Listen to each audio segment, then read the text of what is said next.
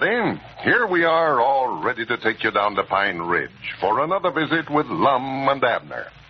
Brought to you by the makers of Horlicks, the original malted milk. Your neighborhood druggist feels a responsibility for your health. He is extremely careful in filling your prescription. He uses fine, pure drugs because he knows that to protect your health, he must give you the highest quality. In the same way, your druggist recognizes quality in other items that affect your health.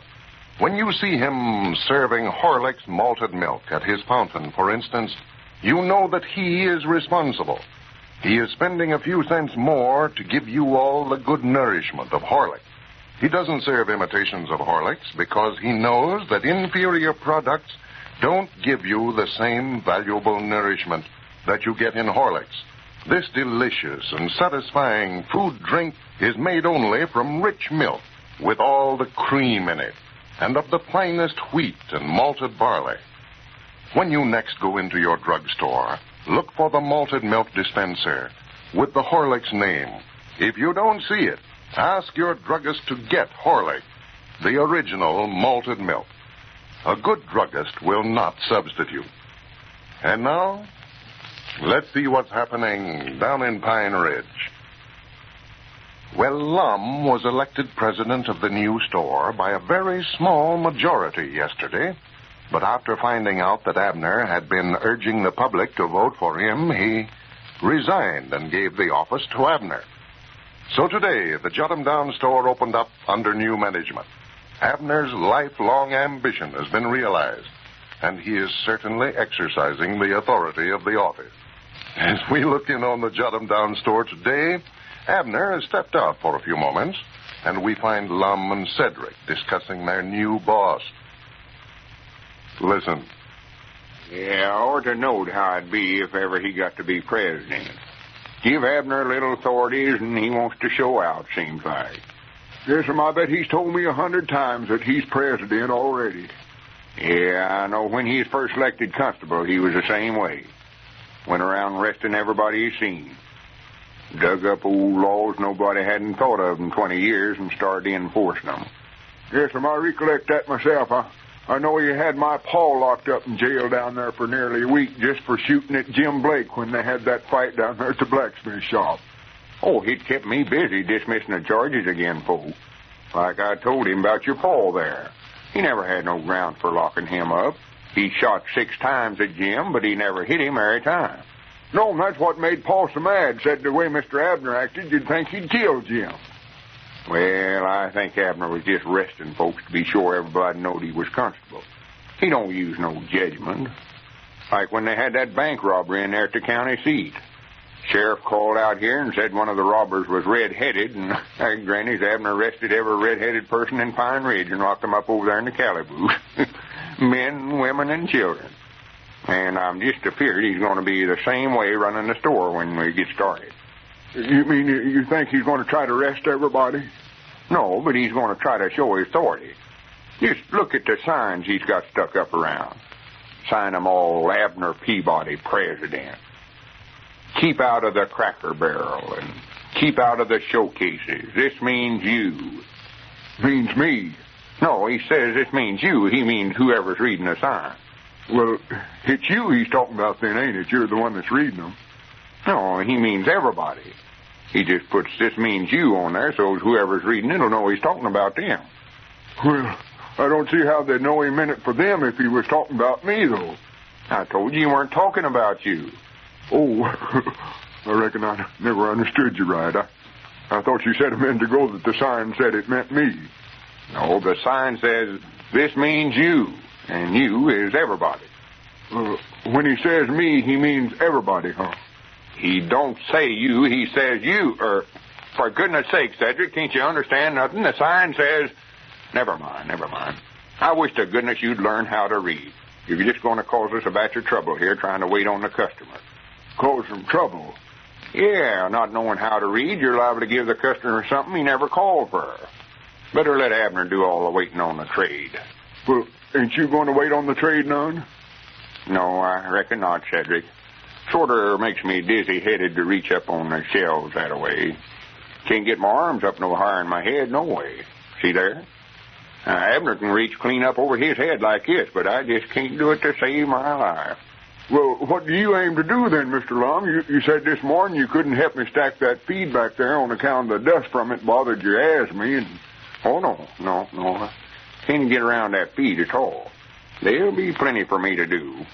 I'll stand up here to the front sorter and speak to the folks nice when they come in.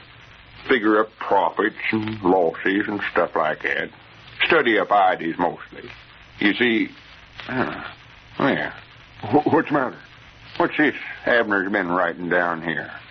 Oh, I don't know. He's been working on that there all morning.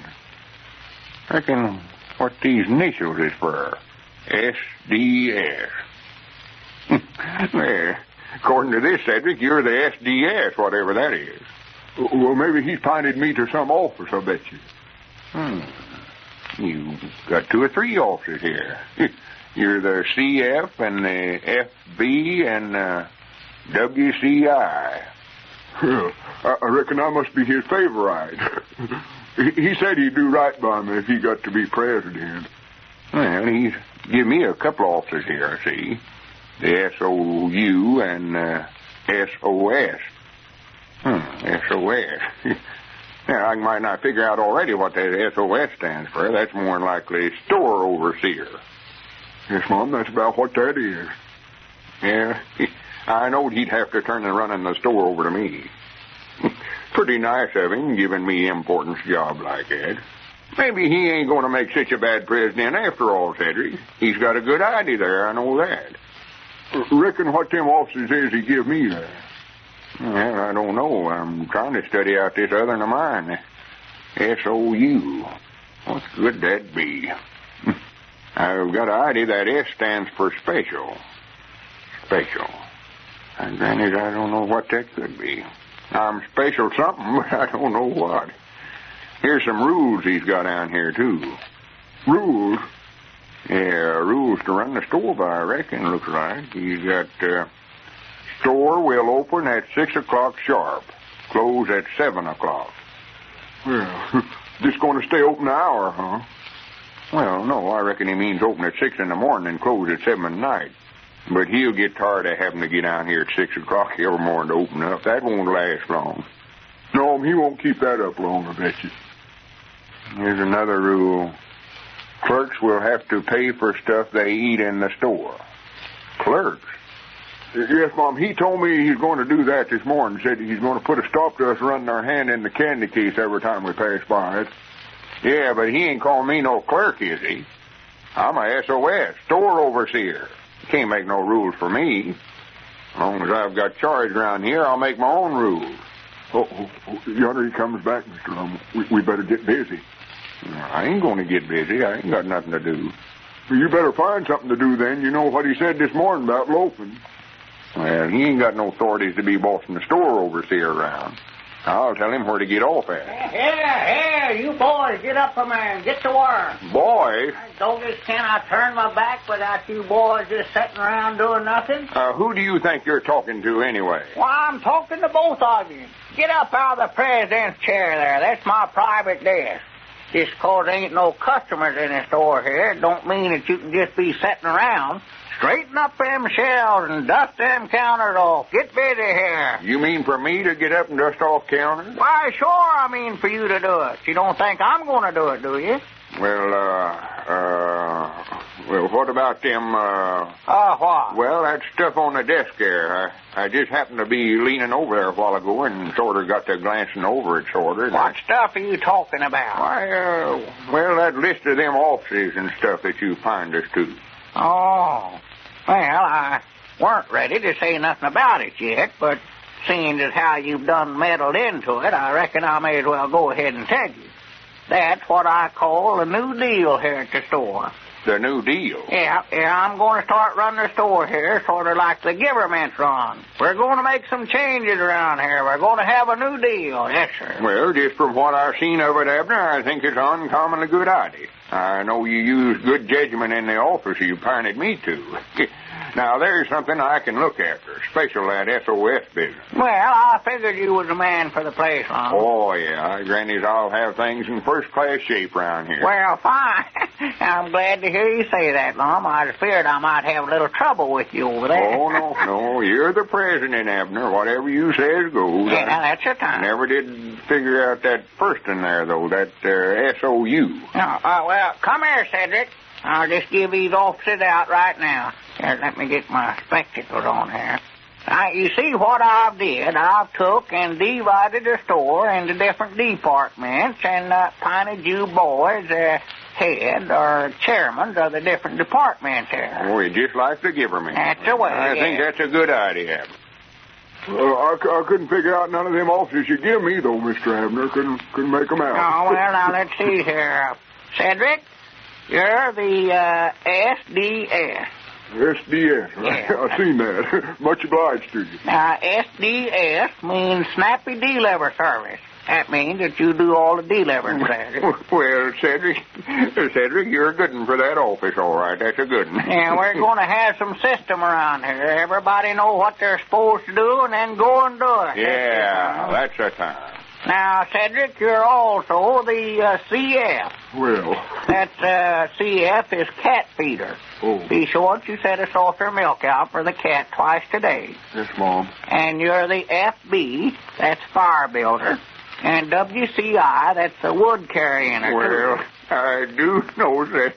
Looks like I got the best of this, don't it? Abner, I'm afraid you're showing partiality, but I ain't holding it against you. It's all right. Well, I'm running Now, Cedric, Abner's the president. He's doing this for the good of the store, and we've got to do our part to make it a success. Yes, sir. Wood carrier, you know. Now, I reckon that you read the rules there where the store is to be opened up at 6 o'clock every morning. Yeah, we've seen that. It's a good idea, all right, Abner, if you keep it up. But I'll keep it up all right. If I come down here and find out that you ain't opened up at 6 o'clock, Lum, find out I ain't opened it up. Yeah, your first office there, Lum, is SOU. Yeah, that's the one I couldn't figure out right there, but I... Well, now, that SOU stands for Store Opening Upper. You mean it? Well, I'll be dead blamed if I do it. Huh? You think the store manager's going to get up at 6 o'clock every morning to open up this store, you just got another guest coming. Store manager? Yeah, if you want me to be store manager, you better get somebody else to do that opening up every morning. Who said anything about you being a store manager? I seen it there on the list, SOS. I know the minute I looked at it, store overseer is what you meant. Well, here, Lum, you're the SOS, all right, but that stands for Sweep Out Store. Your job is to get down here every morning and have a store swept up and open up here already when I get there. Well, we don't know, of course, but we're just afraid this new deal won't prove very popular with Lum. This is Carlton Bricker speaking for Lum and Abner and Horlicks, who now bid you all good night and good health.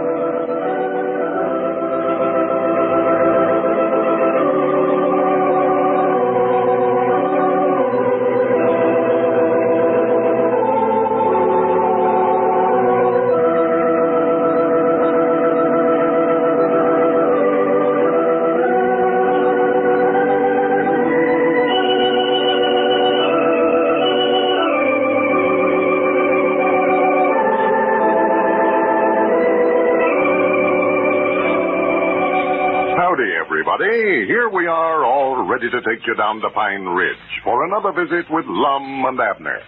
Brought to you by the makers of Horlicks, the original malted milk. What false economy it is to accept substitutes for Horlicks malted milk.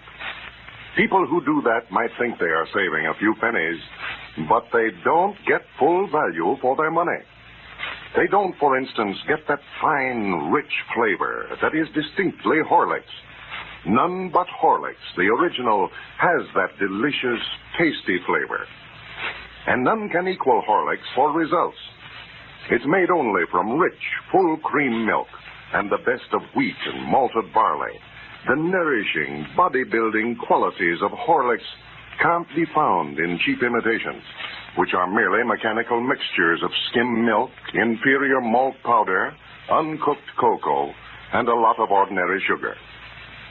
Gambling with health doesn't pay, so don't accept mixtures that someone says are just as good. Be sure of what you're getting. Demand Horlicks. That's true economy, and has been for nearly 50 years. Good druggists do not substitute. And now, ladies and gentlemen, just a word about the flashlights which Lum and Abner offered to send to listeners. Frankly, folks, we didn't know that we had so many friends. And the number of requests for flashlights was so great that they cannot be made fast enough to send out promptly. But of course, everybody who ordered one will get his flashlight. Not right away, but just as soon as is humanly possible. We know that you will bear with us in this matter. When you finally do get your flashlight, we know that you'll be delighted with it. And now, let's see what's happening down in Pine Ridge. If Lum had realized the trouble he was getting himself in for when he gave up the office of president to Abner, he probably wouldn't have been so generous. Since Abner assumed the office, he has ruled the Jot-'em-Down store with an iron hand, showing very little consideration for his partner. As we look in on Pine Ridge today, Abner is out of the store for a few minutes, and Lum and Cedric are taking advantage of his absence by getting a few minutes' rest. Listen. Yes, but look out, Mr. Lum. There comes somebody in the front door. Huh? I say you better look out. Uh-oh. Who done that? Who done that? God blame that chair. Cedric, why didn't you tell me? Well, what's the matter, Lum? What you doing down there on the floor? This plain chair's fixed up to where it dumps you right out on the floor when somebody comes in the front door there. Well, where'd you ever get such an idea as that? I never got it. That's another one of Abner's inventions. You see, that wire runs from the front door to a little trigger on the back of the chair there, and when you open the door, the front part of the seat in the chair there falls down and dumps you right out on the floor. Well, what's his idea in fixing up a chair like that? Why, he don't want none of us sitting down whenever customers comes in, so we rigged up this contraption. Well, it looks like it works all right. Yeah, it works too good. The widow Abernathy come in this morning to do some trading. She sat down in that chair there to rest, and somebody come in the front door there and throwed her plumb out in the middle of the floor. She thought we played a joke on her. Got mad and stomped out of the store. I never could see why. Well, it looks like he could figure out a better way than that to keep you fellas from sitting down. Yeah, but you know Abner. He's got to study up some invention all the time. He's got so many contraptions around here, it's downright unsafe to be in a store. It's got me to where I might not fear to wait on a customer. But he can't never tell when he's going to run into some device he's rigged up. Just look at the signs he's got up around here. Yeah, I just noticed them. Stay out of the showcase. This means you. Yes, and that don't mean me, though. It means everybody, Mr. Lum says. Keep out of the cracker barrel. Yeah, he says he's going to put a stop to folks helping themselves to them crackers. Yeah, he's a fine one to be putting up a sign like that. I bet he's ate a wash tub full of them down there at my store. Why, of course he has. First thing he does when he comes in is grab a handful of crackers and stand there and eat them and talk. Oh, he's got more rules around here than Congress has. Says we're having a new deal here in the store. New deal? Yeah, everything's all changed up. You know what he's got me doing now? No, I haven't any idea, Lum. Well, I've got to get down at 6 o'clock every morning, open up the store, and then sweep out. Me, with my asthma. Well, somebody's got to do it, Lum. Yeah, but, well, I just wished I'd knowed how he's going to act. I never would have given him that office, I'll tell you that. Just looked like being president went right straight to his head. Just ain't no living with him. Oh, well, I guess he'll calm down a few days, Lum. You was president so long here that I reckon it's just hard for you to take orders from somebody else. Yeah, I don't mind to take orders if he'd use any judgment about them. But he'd think he'd appreciate me letting him be president so much that he'd sort of make things easy for me. Granny, it just looks like he goes out of his way to give me all the hard jobs he can find. Well, that's 'cause that you're not used to doing any of the hard work, Lum. Had me out there this morning washing the windows. Cold as it is. He knows how bad us Edwardses is for rheumatism. Well, you never have been bothered with the rheumatism, have you, Lum? No, I ain't, but I've got to be awful careful, for it runs in our family. My grandpa had it something wonderful. Suffered for years with it. Oh, well, I think you'll live through it all right, Lum. I'll say one thing, you fellas sure got the store looking nice here. Yeah, well, it ought to. Me and Cedric have been on the jump ever since we opened up. It ain't like it used to be when Mr. Lum here was president. Dick, you better mind out. Here comes Abner. Mind out. Yeah, I mean, get up out of that chair. See, when he opens that door, you'll find yourself sitting out there in the middle of the floor. Oh, yeah, I forgot about that. Let me get up. I've been dumped out there about a half a dozen times already. What's he doing with that shotgun? See how the shit falls down there whenever you open the door? Well, what you fellas standing around for? And there he goes, what'd I tell you? Oh, hi, Dick. I'll never see you. What you doing with that shotgun, Abner? You ain't going hunting today, are you, Abner? No, this is part of a device that I got figured out for a burglar alarm. Burglar alarm? Yeah, I just double dare anybody to try to break into this store now, Lum. Well, Cedric, get busy. Get to straightening up the stock. We ain't paying you just to stand around for decoration. Mom, what do you want me to do, Mr. Abner? Why, well, find something to do.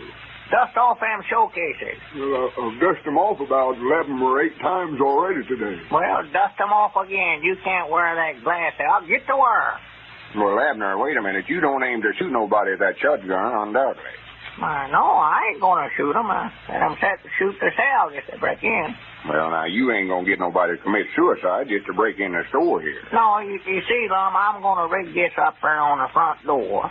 So when they open the door, why, it'll pull the trigger and they'll shoot themselves. Now, you're just fixing to get somebody hurt, is that thing? Well, they ought to be hurt if they try to break in a store.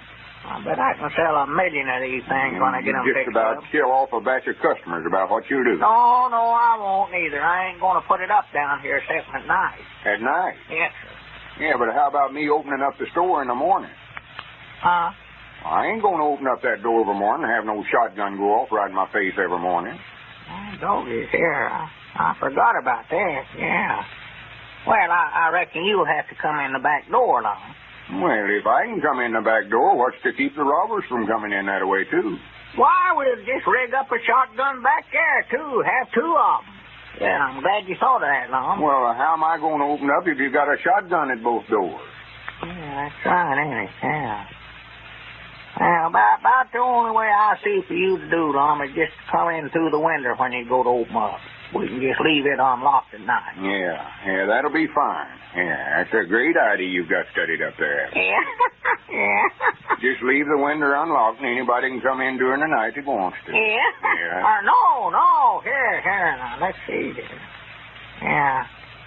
I reckon I better do a little more figuring on that. Yeah, you better figure out somebody else to open up at the same time. I can tell you right now, I'm not going to do it with no shotgun aiming at me from all the doors and windows in the place. Yeah, well, I'll get it all worked out here. I've been so busy working out this sale that I ain't had no time to figure on it hardly. Sale? Yeah, I'm figuring on putting on a sale in a day or 2. What kind of a sale, Abner? Well, I don't know yet. I just can't make up my mind. I can't decide whether to have a closing out sale or a clean sweep or a fall clearance sale. Or fall clearance, yeah. This would be a fine time to have a fall clearance right here in the early spring this way. Yeah, well, I thought so, too. Them fall clearance always does well, yeah. Well, what you need, though, Abner, is an opening up sale, ain't it? Just starting up in business again this way. Yeah, a grand opening or something like that. That is, if you've just got to have a sale. Yeah, well, I'll set that down on the list, but I still think the fall clearance or the clean sweep to do better. Well, I don't see much use in you having a sale, Abner. You've got a brand new stock of merchandise here. There's no use to cut your prices now to move stuff. Why, of course not. What you fixing to do there, Abner? Can't you read that sign? It says for you to stay out of that cracker barrel. Yeah, but that don't mean me. I'm the president. I can help myself anytime. Oh! What's the matter? What you hollering about? What's the matter? Oh, I forgot about setting that dad blame mousetrap down in there for you fellers. Look at them fingers full up already. Well, it's good enough for you. Thought you'd catch me and Cedric, and you catch yourself. Maybe that'll learn you something. You got the wrong rat that time, didn't you, Abner? Yeah, no. Get up from there, Lum. That's a president's chair. Let me sit down. All right, take it. Well. I wish the president had been sitting in it when Dick come in a few minutes ago. Dumped me clean out there on the floor. Well, you oughtn't to be sitting in it. I told you and Cedric to be up on your feet when folks comes in the door. Yeah, but the way that thing works, instead of standing up on your feet when the customer comes in, you're laying down, picking yourself up off the floor. Well, I told you oughtn't to be sitting down. Well, you oughtn't to be sitting in it neither, Well, now, don't tell me what I ought to do and what I ought to do. Well, I'm just saying, though, that if I was you, I wouldn't be Well, sitting you in ain't me, so I'll tend to my own business. Yeah, but... That's what I'll do. Well, it's too late now. Who done that? Just blame it. Who done that? Come in, Grand Beth. I never was so glad to see you in my life. Well, the trouble with Abner's inventions, they don't seem to make an exception of the president. This is Carlton Brickert speaking for Lum and Abner and Horlicks, who now bid you all good night and good health.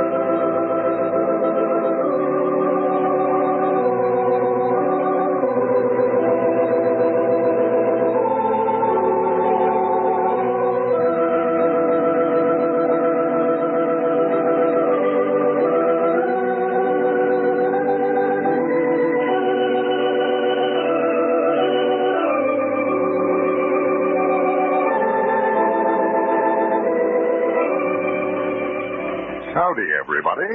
Here we are, all ready to take you down to Pine Ridge for another visit with Lum and Abner. Brought to you by the makers of Horlicks, the original malted milk. You hear a lot of stories about men who started business with a shoestring and fought their way up to the top. They make us mighty satisfied with the human race. But there is another kind of success story that stirs us even more. Somehow we are even more touched when we hear about a helpless little baby that started life with the odds against him and then grew into splendid health. One of those true stories is told in a letter that we just received from Mr. and Mrs. W.P.V., Chicago. Listen to this. Our baby was born only last June.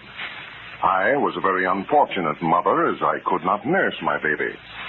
But as soon as we brought him home from the hospital at 11 days of age, we began feeding him Horlicks malted milk. After his first month, you should have seen how well Horlicks was agreeing with him. He had not only gained plenty of weight, but his body was strong and solid. Now, at 8 months and 15 days, he is such a healthy baby. A great many people praise him for his rosy complexion and his well-developed body. Both my husband and I are very proud. We want to congratulate Horlicks for our baby's health. Ladies and gentlemen, results like that with Horlicks have been the experiences of mothers and fathers for nearly 50 years. Thousands have raised their babies on Horlicks, the original malted milk. And now, let's see what's happening down in Pine Ridge. Well, Abner is in the height of his glory, now that he's been made president of the Jot 'em Down store. He has authority over Lum now, and he doesn't hesitate to show it at every opportunity. As we look in on Pine Ridge today, we find Abner and Cedric sitting out on the front porch of the store during a lull in activities. Listen. Oh, Sir Cedric, like I've always said, the money that's made in the store business is made in the buying, not in the selling. In the buying? Yes, sir, in the buying. I sure had the right square backwards, and I always thought a fella run the store made his money when he sold something. No, that's where most fellas are mixed up on it, too. Well, it looks to me like the best thing for us to do then be just to lock up the store here and spend all our time buying up stuff. Well, of course, we've got to sell it after we buy it, else it wouldn't be no time till we'd have a store stacked up so full of stuff it wouldn't have no room for nothing. Yes, but if you made the money out of buying it, you could just give the stuff away, looks like. I know folks would come and carry it off for nothing. Well, I don't believe you understand what I mean, Cedric. It's sort of hard to explain on account you don't know nothing about the mercantile business like I do. Well, no, I reckon not, but I still don't see how you make no money buying stuff. Looks to me like you're just spending money then. Well, now, supposing that, say they wanted 30 cents apiece for brooms, and, For brooms? Yeah, and I was to buy a whole dozen of them, and they cut the price down 25 cents. Why, I'd make a nickel on every broom. And a whole dozen would be 5 2 to 10 and 5 1 5. That'd be 50 cents I'd make right there on that dozen of brooms in the box. I do know. If he's paying you 50 cents a dozen for buying them, I'd just buy all he had then. Well, now, he don't pay me 50 cents, Cedric, till I sell a broom, see? Oh, you don't make the money out of them till you sell them, huh? Why, sure, you make the money when you... No, I reckon you... Well, if you don't make it till you sell it, looks to me like you'd make the money when you sell it then. Doggy, now, wait a minute here. Now, there's something wrong there somewhere. I don't see how that works myself here, but that's what Lum said you made the money in the store business out of the buying instead of the selling. He ought to know. Well, I know we don't make nothing out of our crops over there at the place till we sell the stuff in the fall, regardless of what our seeds Well, cost. there comes old Grandpappy Spears. I reckon he's coming over here to argue about our prices. That blamed old skin flint. Every time you price him something, why, he says he can buy it down at Dick Huddleston's for less. But he always winds up by taking it. You ought to give him something someday and see what he says. Well, he'd more than likely claim that Dick would have given him twice that much. He's a terrible hand to try to beat fellers down on his prices, all right. Yeah, it's just an argument every time he comes over here. I'm just a good mind to tell him just to go down to Dick's before ever he even opens his mouth. That blamed old tightwad. Yes, sir, that'd stump him a bit. Makes me so mad I can't hardly stand myself. Look at him.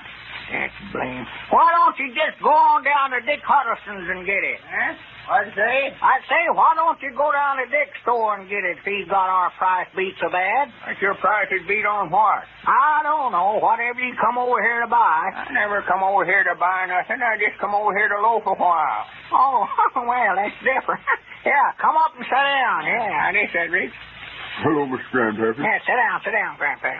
Yeah, what you fellas doing sitting out here on the porch this way? No, there weren't nothing going on, so we just thought we'd sit out here and sort of soak up some of this sunshine. Yeah, it's nice out today. Yes, it is. It won't be long till planting time. I heard some geeses going north last night. I reckon the cold weather's about gone. Oh, yeah. Well, them peach trees over at the place is budding out something wonderful. Fish ought to bite today, Grandpap, warm as it is. Oh, my, yeah. Body'd have to get behind a tree to bait his hook around it. Yeah, who's that coming up yonder? Oh, don't know who that is. Oh, stranger. That team looks familiar. I saw that sorrel there on the far side there somewhere. Yeah? Well, that's the team from a Liverborn in there at the county seat. That fella there in the buggy must be a drummer, so he's got a derby hat on there. Yeah, he must have rented that rig from the liver stable. Well, if he'd drive clean out here to see me, he's just wasting his time, I'll tell him that. There ain't a thing we're needing. Yeah, them fellas have got to take them chances, you know. Can't never tell until they get out here. No, howdy. Get down. Good afternoon, gentlemen. Howdy do, sir. Cedric, hold the gentleman's team for a minute. Is the proprietor of the store inside there? Well, I'm the president and the buyer, if that's who you're looking for, but I ain't inside. Sir, you're the very man I'm looking for, then. My name is Hedges, representing the New Discovery Chemical Company. Yeah, and I'm proud to make your acquaintance, Mr. Head. My name is Peabody. I'm representing the No, I don't reckon I represent nothing. Well, sir, I'd like just a few minutes of your time, Mr. Peabody. I want to show you one of the greatest discoveries of the age in the way of a cleansing compound. Soap to you. There it is. There, Mr. Peabody, is what is known as the world's wonder soap. Something up until today that you've never heard of. Oh, yeah, I've heard of soap. I don't look very clean right now, but I know what it is. There's an article, Mr. Peabody, that'll be as common in every household in a few years as the old-style soap. Something you can't be without in your store Well, here. now, we just got more soap now we'll ever get shut up, Mr. Yes, you have soap, yes, but you don't have the world's wonder soap. The soap that you wouldn't hesitate to use on the very finest of fabrics. Cleanses anything, silks, satins, cottons, removes any kind of stain. And still, gentlemen, is so harmless that you need not hesitate to use it on the most delicate of skins. Even your baby. Just a moment, let me show you. I'll give you a little demonstration here, son. Son, if you'll just help me a moment here, these horses will stand. Yeah, help the gentleman there, Cedric, whatever it is he wants you to do. Yes, just hold the axle up there, son, while I remove this wheel. Go and demonstrate something here. Now, you gentlemen have all been around wagons and buggies long enough to know that axle grease, just ordinary axle grease, is perhaps the hardest thing to remove from cloth. Oh, yeah, there ain't nothing that'll take it out, nothing. Well, up until now, Mr. Peabody, but you haven't seen the world's wonder soap demonstrated. No.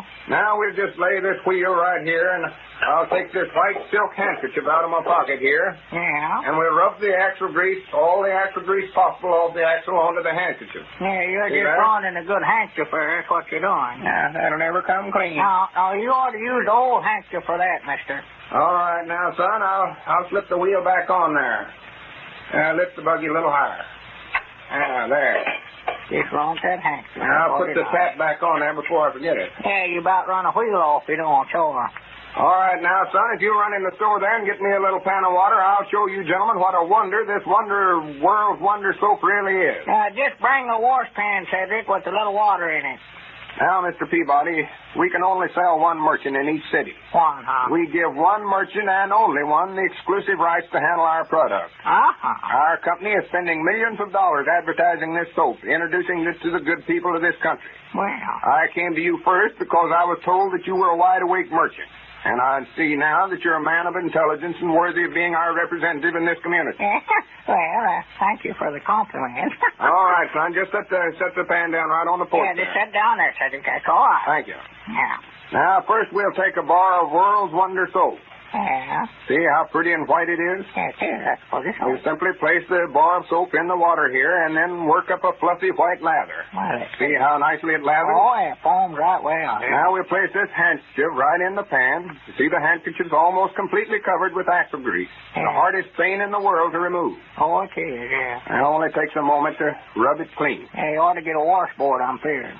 No, that isn't necessary. Now, you see, we wring it out good, and there you are, gentlemen. Every stain removed. Well, for the land, She's sure taking it off. well, that's the beatinest thing I ever seen. No chemicals, no acid, no strong ingredients of any kind. A soap made strictly from vegetable compounds. I dog it. How much does that soap sell for, Mr. Hayes? 25 cents a bar, Mr. Peabody. 25 cents. Should ask 50, but you can sell it at 25 cents at a nice little profit. And I believe I'll just try a bar of it. Well, I'm sorry, Uncle, but you'll have to buy it from Mr. Peabody here. He's our exclusive agent. Yeah, I might try a case of it. A case of it? Yes, sir. And I'm sorry, Mr. Peabody, but I can only take orders in 10-case lots. Runs $5 a case. That's $50 for the shipment. $25 in advance, of course, to show good faith. Yeah, well, I don't think I'd want that much, Mr. That's Hayes. all right, Mr. Peabody. No harm done. I can go to the next store down here. I'm sure that gentleman will be glad of an opportunity to represent. Well, here now, wait a minute now. I never said that I weren't going to take it. I just said that, well, write it up. All right, 10 cases. Yeah. Now, let's see. What's the style of the firm here, Mr. Peabody? Style. Yes, what's the name of your store? Jot 'em down, store. But I just thinking here, I reckon I'll have to pay you out of my pocket. I don't think we got $25 in the cash store in there. See? Well, that's all right, Mr. 10 Peabody. and 10 is 20. And 1, 2, 3. Well, yonder comes Mr. Lum. Yeah. He ain't short yet, And has he'll be tickled too there. All right, thank you, Mr. Peabody. It's all right, sir. Now, here's your receipt. Yes, sir. Well, I'm in a terribly big rush, gentlemen. I've got to cover the territory as fast as I can, of course. Yeah. Just mail in your orders for the soap as you need it, and I'll take care of you personally, Mr. Peabody. Well, fine. I'll see you in about 6 months. All right. Much obliged to you. I don't think we'll sell all that soap in one day. That's the beatin'est stuff I ever seen. One day it'll move the whole works out. Yeah, I want to get some of that quick as it comes in. Oh, so, yeah, we'll keep you in mind, Grandpap. Hey, Lum, I got something to tell you. Some good news for you. Who was that fellow that just drove off there? Why, he's a soap drummer. A soap drummer? Yeah, that's what I want to tell you. Well, he might know something about soap, but he sure don't know nothing about a buggy, I'll tell him that. About a buggy? Yeah, he must be crazy. I seen him down the road a while ago, just before he come over here to the store. He taken a hind wheel off the buggy and washed all the axle grease off the axle and then rubbed black tar soap all over. Just common old black tar soap, trying to use soap for axle grease. Oh, my goodness, my goodness, my goodness. The money in the store business is made in the buying, not the selling. This is Carlton Brickert speaking for Lum and Abner and Horlicks, who now bid you all good night and good health.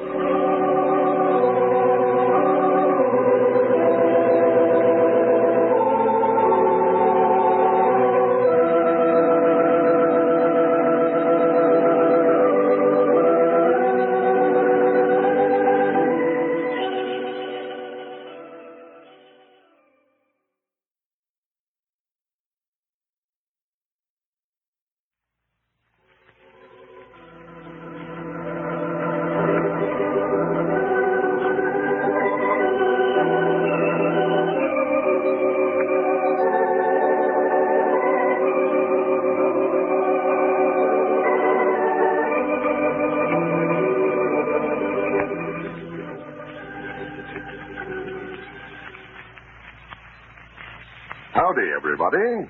Here we are, all ready to take you down to Pine Ridge for another visit with Lum and Abner, brought to you by the makers of Horlicks, the original malted milk. Well, folks, here's another weekend caught up with us again. Don't they roll around, though? How many of you radio listeners, by the way, are planning parties this weekend at your home? Quite a few of you, I'm sure. And I'll bet a lot of you are wondering what to serve for refreshment. If that's the case, here's a tip I found out about, and it's very useful. Serve Horlicks malted milk or Horlicks and sandwiches. How's that for a suggestion? All right? That's something different, something your guests will appreciate instead of the usual tea or coffee. And no trouble at all to prepare, either.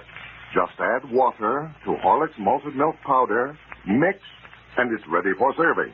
You don't have to add milk or flavoring unless you wish to. Just use sufficient of the powder and mix thoroughly. And that's not all. Besides being a delicious and welcome change at your party, Horlicks is energy-giving, too, as you probably know, sustaining enough to keep the party going in full swing. It won't interfere with the bridge game. It won't leave your guests feeling heavy, as a rich and elaborate supper so often does. And besides, elaborate meals are expensive and hard to prepare. Try out this simple Horlicks malted milk party suggestion tomorrow, or the next time you have friends at your home.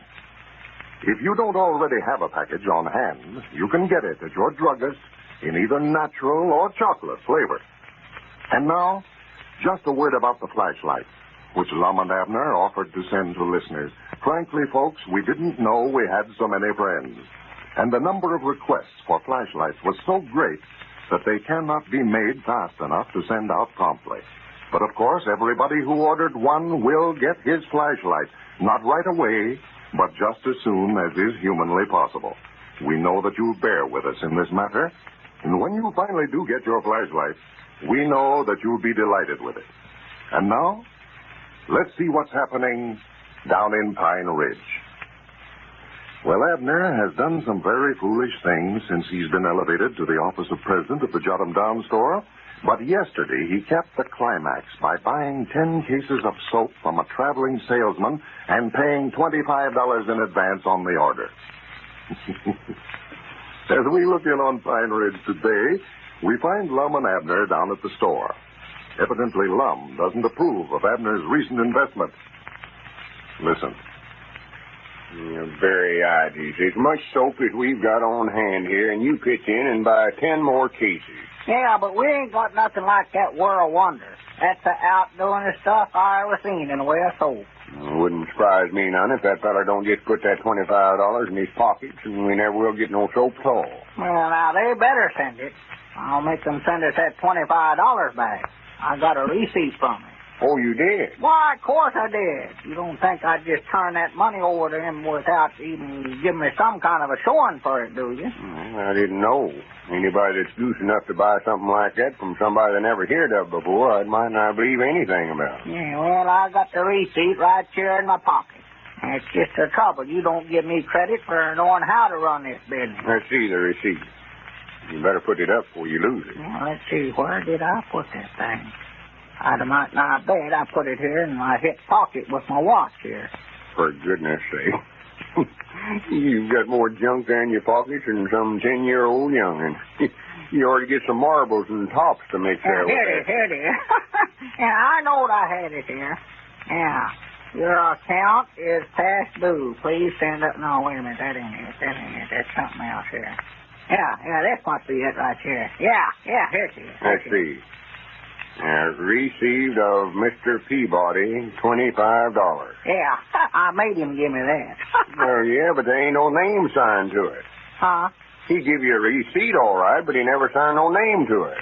That ain't worth the paper it's wrote on. Well, I'll be that blank. Yeah, that's fine business, Abner. Give a perfect stranger $25 and not even notice where he signed his name to the receipt or not. Yeah, well, I'll just write the company and ask them who their drummer is down this territory. I'll find out his name all right that way. Make him dig up for soap or the money won and get that drummer there's in a batch of trouble. That's what I'll do. Say you're going to write the company. Yes, sir, right this evening I'm going to write him. I know that he can't put nothing like that over on me. Whereabouts is the company located? Huh? Where's the company at? What town are they in? Oh, why, they're, well, I don't recollect hearing him say. I reckon it's on that receipt there, though, ain't it? Ain't nothing on here except received of Mr. Peabody, $25. That feller just beat you out of that money, Abner. That's what he done. Well, I do know. That's all that's on there, ain't it? Why, sure. I figured the whole thing was a fake when I first heard about it. Oh, no, I don't think it was a fake, Lum. You'd have bought that soap yourself. You'd have saw that demonstrate that he put on. Taking the wheel off in the buggy and wiped the axle off with that white silk handkerchief. Got axle grease all over it. And he just taken a little pan of water and some of that Wonder soap and washed it out just as clean as it was to start with. Yeah, I told you, Abner, that weren't axle grease on there, though. That was black tar soap. I seen him just before he come over here, stop and taking the wheel off the buggy and wash the axle off good and then rub black tar soap on there. Natural, when he smeared that tar soap on the handkerchief, it washed right out quick as he put it in that pan of water. Well, it looked like axle grease to me. Why, sure he did. That's just what he aimed for it to look like. Now, bound you, he just goes from town to town pulling that same stunt. Yeah, well, I wasn't the only one that got fooled. Grandpappy Spears and Cedric stood right out there in front and seen that demonstrate, and they both wanted to buy some of it. Oh, yeah, Grandpap stood me up and down it weren't no fake. Even after me telling him I seen the drummer putting the tar soap on the axle with my own eyes, he still wouldn't believe me. Well, no, he was over at the place last night wanting me to let him have part of the territory on it. Part of the territory? Yeah, well, I see that fella, he gave me the exclusive rights for this whole territory. If he'd give you something for that $25, you'd have been a heap better off, though. Dog, I'm just a good notion to let old Grandpap have a half-inch on us. I believe I can get $25 out of him, Lum, get our money back. No, you don't. No, Abner, that ain't right. You ain't going to take advantage of Grandpap. No, sir. You made your bed, now you'll just have to lay in. Well, now, if he wants to. Huh? I said you made your bed, now you can just lay in. Well, what's me laying up in bed got to do with this soap deal? Never said nothing about you laying up in bed. I said you made your bed. Now I never made my bed, though. Elizabeth always makes up the beds over at our place. Per That one. ain't the kind of bed I'm talking about, Well, Abner. that's the only kind of bed we got, Lum, except the folding bed there in the parlor, and we ain't used that, and I don't know For when. goodness sakes, Abner, you can't get nothing straight in your head. Well, you mean just because that feller maybe beat me out of $25 that I ought to go to bed for a while? No, I ain't talking about you going to bed. I was just using that old Eddard saying. You made your bed, now you've got to lay in it. Well, I just won't do it. I won't do it. I ain't got no use for a fella that'll lay around in bed all day. I told you that ain't the kind of bed I'm talking about, though. You ain't talking about flower beds, are you? No, of course I ain't. Well, we got some flower beds out there in the yard, but Lord, Elizabeth won't even let the dog lay in them. Much less. If you don't shut up, I'm going to fix you to where you'll have to lay in bed. Now, just hush up about it. You're the tryingest feller on the body's patience I ever seen in my life. Yeah, you're just mad 'cause I won't do what you want me to. Think I'm going to lay around in bed all the time just 'cause you said for me to. There comes Squire Skimp. Let me get out of here. I don't even want to talk to him. Oh, for goodness sake, reckon what he won't know. I don't know, but if he tries to say anything, don't even listen to it. No, I just stuck my hands in my ears. Oh, I couldn't hear nothing, man. I wouldn't want to do that. Wouldn't know what he's Well, I'll be talking back about. there for a while, Abner. Well, good afternoon, Lum. Good afternoon. Howdy, Squire. You're not leaving, are you, Lum? Yeah, I think I've got some business to tend to, Squire. Abner's in the store there. He'll wait on me. Oh, yes. Hello, Abner. Hello. You're the very one I want to see. Howdy, Squire. What can I do for you? Why, I want to have a little talk with you, Abner. Yeah, sit down. Yes, thank you. What I come over to see you about, Abner, Grandpappy Spears was telling me that you bought some soap down here yesterday. World Wonder soap, I believe he called it. Said it had anything beat that he'd ever seen. Yeah, well, Grandpap was down here when the feller demonstrated to me. Mm-hmm. He was telling me about it. Said the feller took a white handkerchief out of his pocket and smeared axle grease all over it and then took that soap and washed the stains right out of it. Well, he claimed it was axle grease. And I understand that you've got the exclusive rights for this territory, Abner. Well, he told me I did. I reckon I have. Well, now, Abner, I was just sitting over at the place thinking a while ago, you and Lum has got this store here, and that occupies all your time. I'm sort of looking around myself for some kind of a little business to get into now. The real estate game ain't very lively right now. I was just thinking maybe if I offered you a little profit on the deal that you might be willing to turn that agency, the exclusive rights on that soap, over to me. No, I reckon not, Squire. Better not sell it to nobody, I reckon. Might not turn out so well, and then they'd want to hold me responsible. Well, now, I'll never hold you responsible, Abner, if I come over here and bought it with my own free will and accord. Yeah, but now that soap might not be no count tall, Squire. Well, I'm willing to take them chances, Abner, after what Grandpappy said. I believe I can take the agency for that soap and make a good living out of it. Well, I don't know. I've got my doubts about it. Well, now, before I left the office over there, I sort of drawed up a little agreement here, Abner. You might look it over anyway. Now, ain't a thing in it that'll bind you in any way. Says, to whom it may concern. Oh, one of them things, huh? For the sum of $50 cash, I do hereby agree to turn over to M.K. Skimp the exclusive rights on the World Wonder soap for the Pine Ridge Territory. Signed. Then you can sign your name right down there. Did I understand you to say $50? Well, now, yes, but now that's just the figure I set down there, Abner. How does $75 sound to you? 75? Well, I'll tell you what I'll do, Abner. I'll make that an even $100, but now that's just as high as I'm going to go. Well, now, Squire, if you're just bound and determined to buy that, I'm going to let you have it. Give me $100. I dog it, I'll sign it. But I'm telling you right now, Squire, you're going to have to start making your own beds if you lay in them. And to think there are some who've been criticizing the business ability of the new president. This is Carlton Burger speaking for Lum and Abner and Horlicks, who bid you all good night and good health.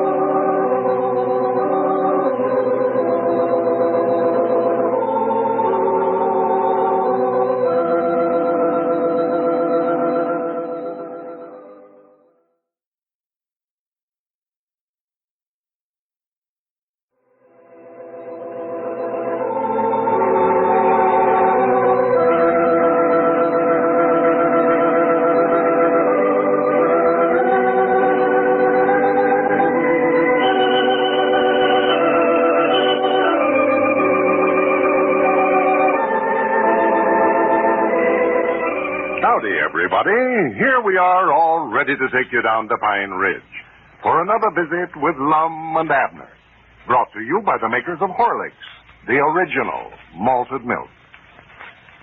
Tonight, I want to talk especially to all the women who listen to Lum and Abner. You've probably noticed that modern shoppers seldom buy brands they don't know much about. Given a choice, they choose the brand they know best. Now, there's a reason for this. It's not an accident. It's not because of advertising alone. It is primarily because some products are far superior to others. Take the case of malted milk, for instance. For nearly 50 years, Horlicks has been a household byword all over the world. And why? Because Horlicks is a superior product. Because for richness, flavor, results, Horlicks has no equal. Made from only rich, full cream milk and the finest of wheat and malted barley, it is vacuum processed to prevent loss of precious vitamins and minerals. And remember, Horlicks was the first company to successfully powder milk by combining it with the extract of wheat and malted barley. And they concentrate all their rich experience in the making of malted milk products only. And now, let's see what's happening down in Pine Ridge. Things are not running very smoothly at the Jot-'em Down store. Abner, as the new president, has adopted a dictatorial attitude, which isn't proving very popular with his old friend Lum. As we look in on our old friends today, we find Abner out of the store for a few minutes, and Lum is taking advantage of his absence by sitting in the president's chair with his feet propped up on the desk, enjoying life as he used to before the recent change in officers. Cedric is also resting. Listen.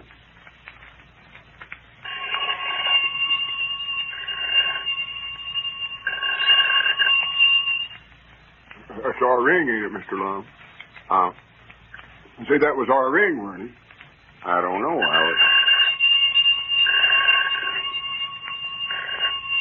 Yeah, that's all right. Might be somebody wanting some groceries. Yeah, it's just what I'm feared of. Yeah, I'm so wore out I don't want to move. Ain't you going to answer it? Well, they'll ring again more than likely. Well, Swan, a feller can't sit down for 5 minutes without that dead-blamed telephone ringing. If I had my way about it, we'd just have the thing took out. Hello. Yes, Mom? I reckon so. When was you wanting them? Well, we'll get it over as quick as we can, but we're awful busy down here now. What was it you wanting? 18 pounds for $1. All right, $1 worth of sugar. Is that all? Oh. Yes, ma'am, I reckon we've got them. 2 cans. All right, much for... Huh? All right, what else? Block of soda. No, the stick blueing is the only kind we've got. Well, you might try Dick Huddleston's store. I think he'd keep it. Was that all? Oh, yes, Mom. In big number 2.5 cans. All right, thank you, Mom. Granny's I'll hang up a receiver before she thinks there's something else she wants. Well, that woman order all day if somebody stand there and listen to her. Who was it, Sister Simpson? No, it's a widow Abernathy. She's always in a terrible hurry for something.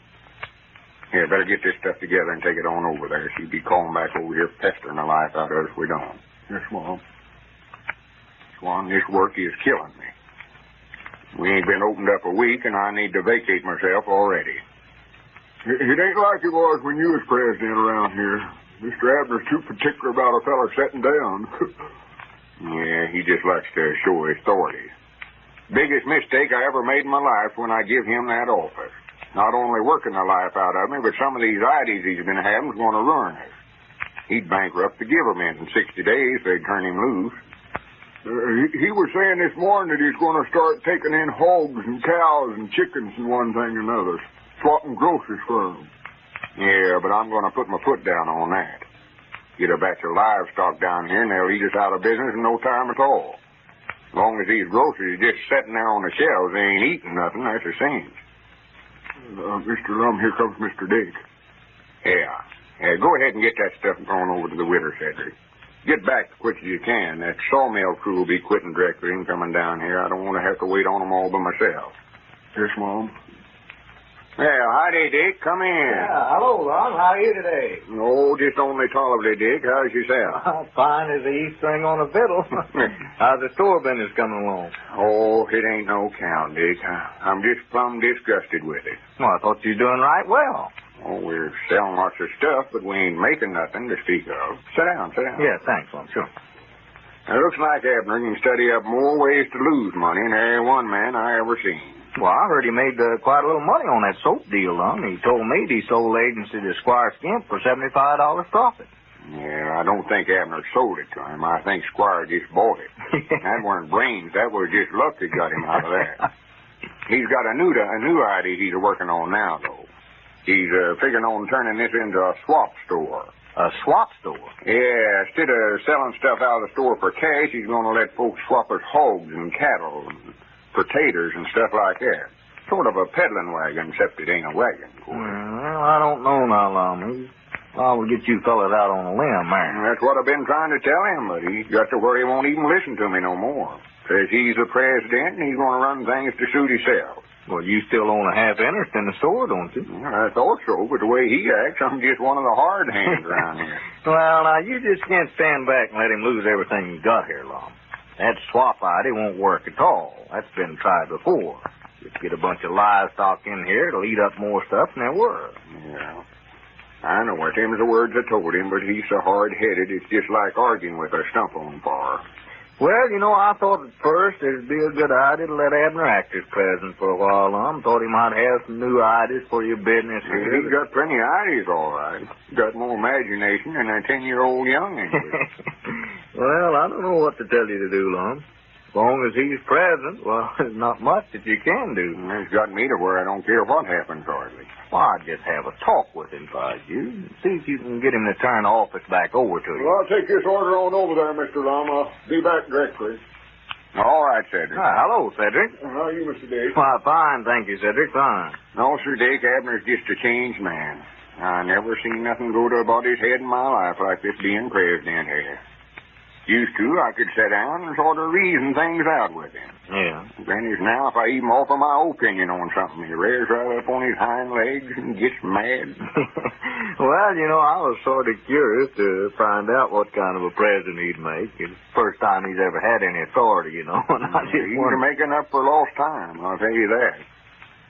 There ain't no way I could make him give me that office back, are there? I don't know, not that I know of.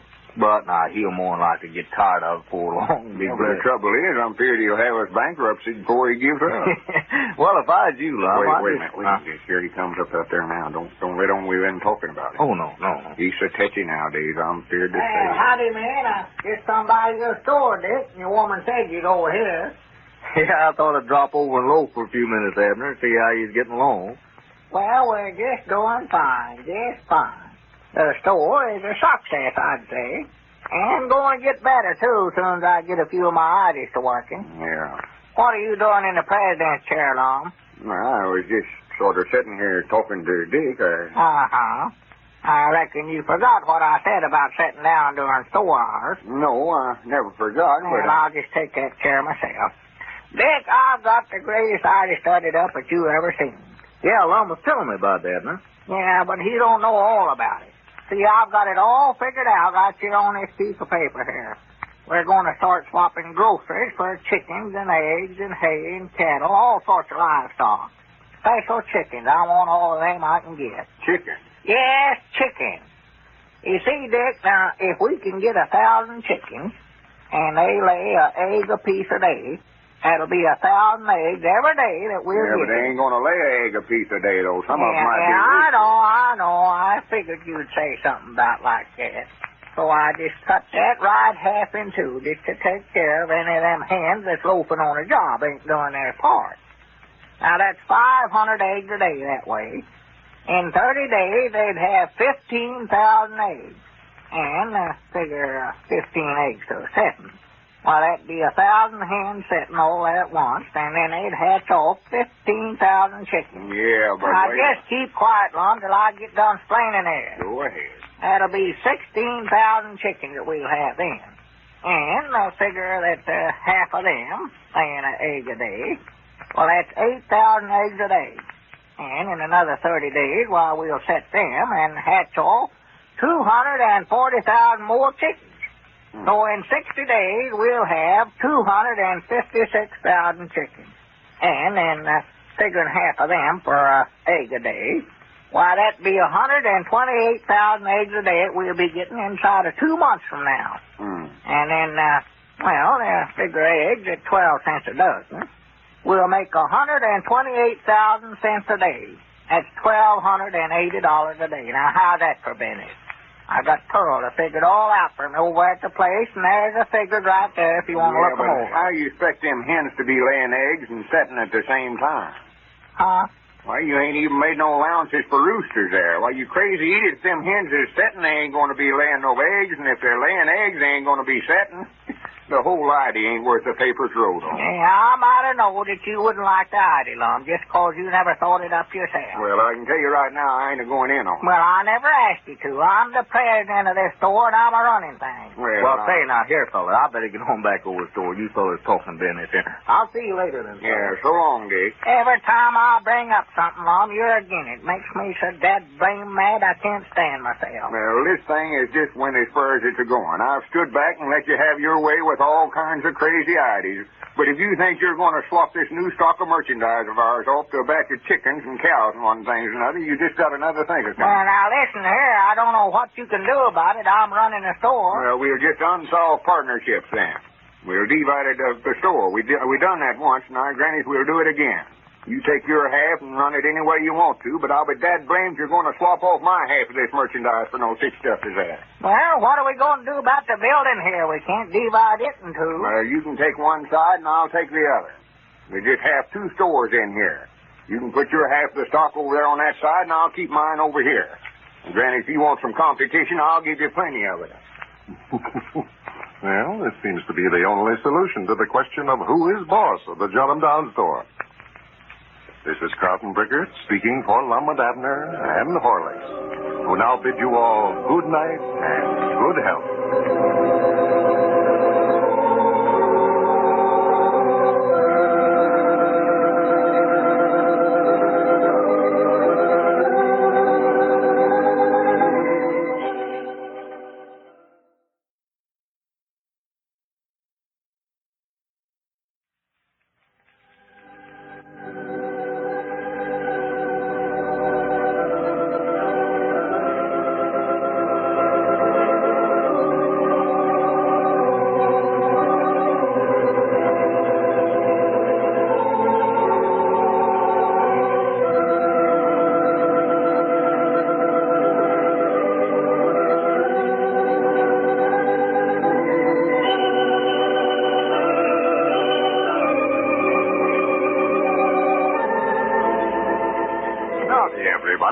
Here we are, all ready to take you down to Pine Ridge for another visit with Lum and Abner.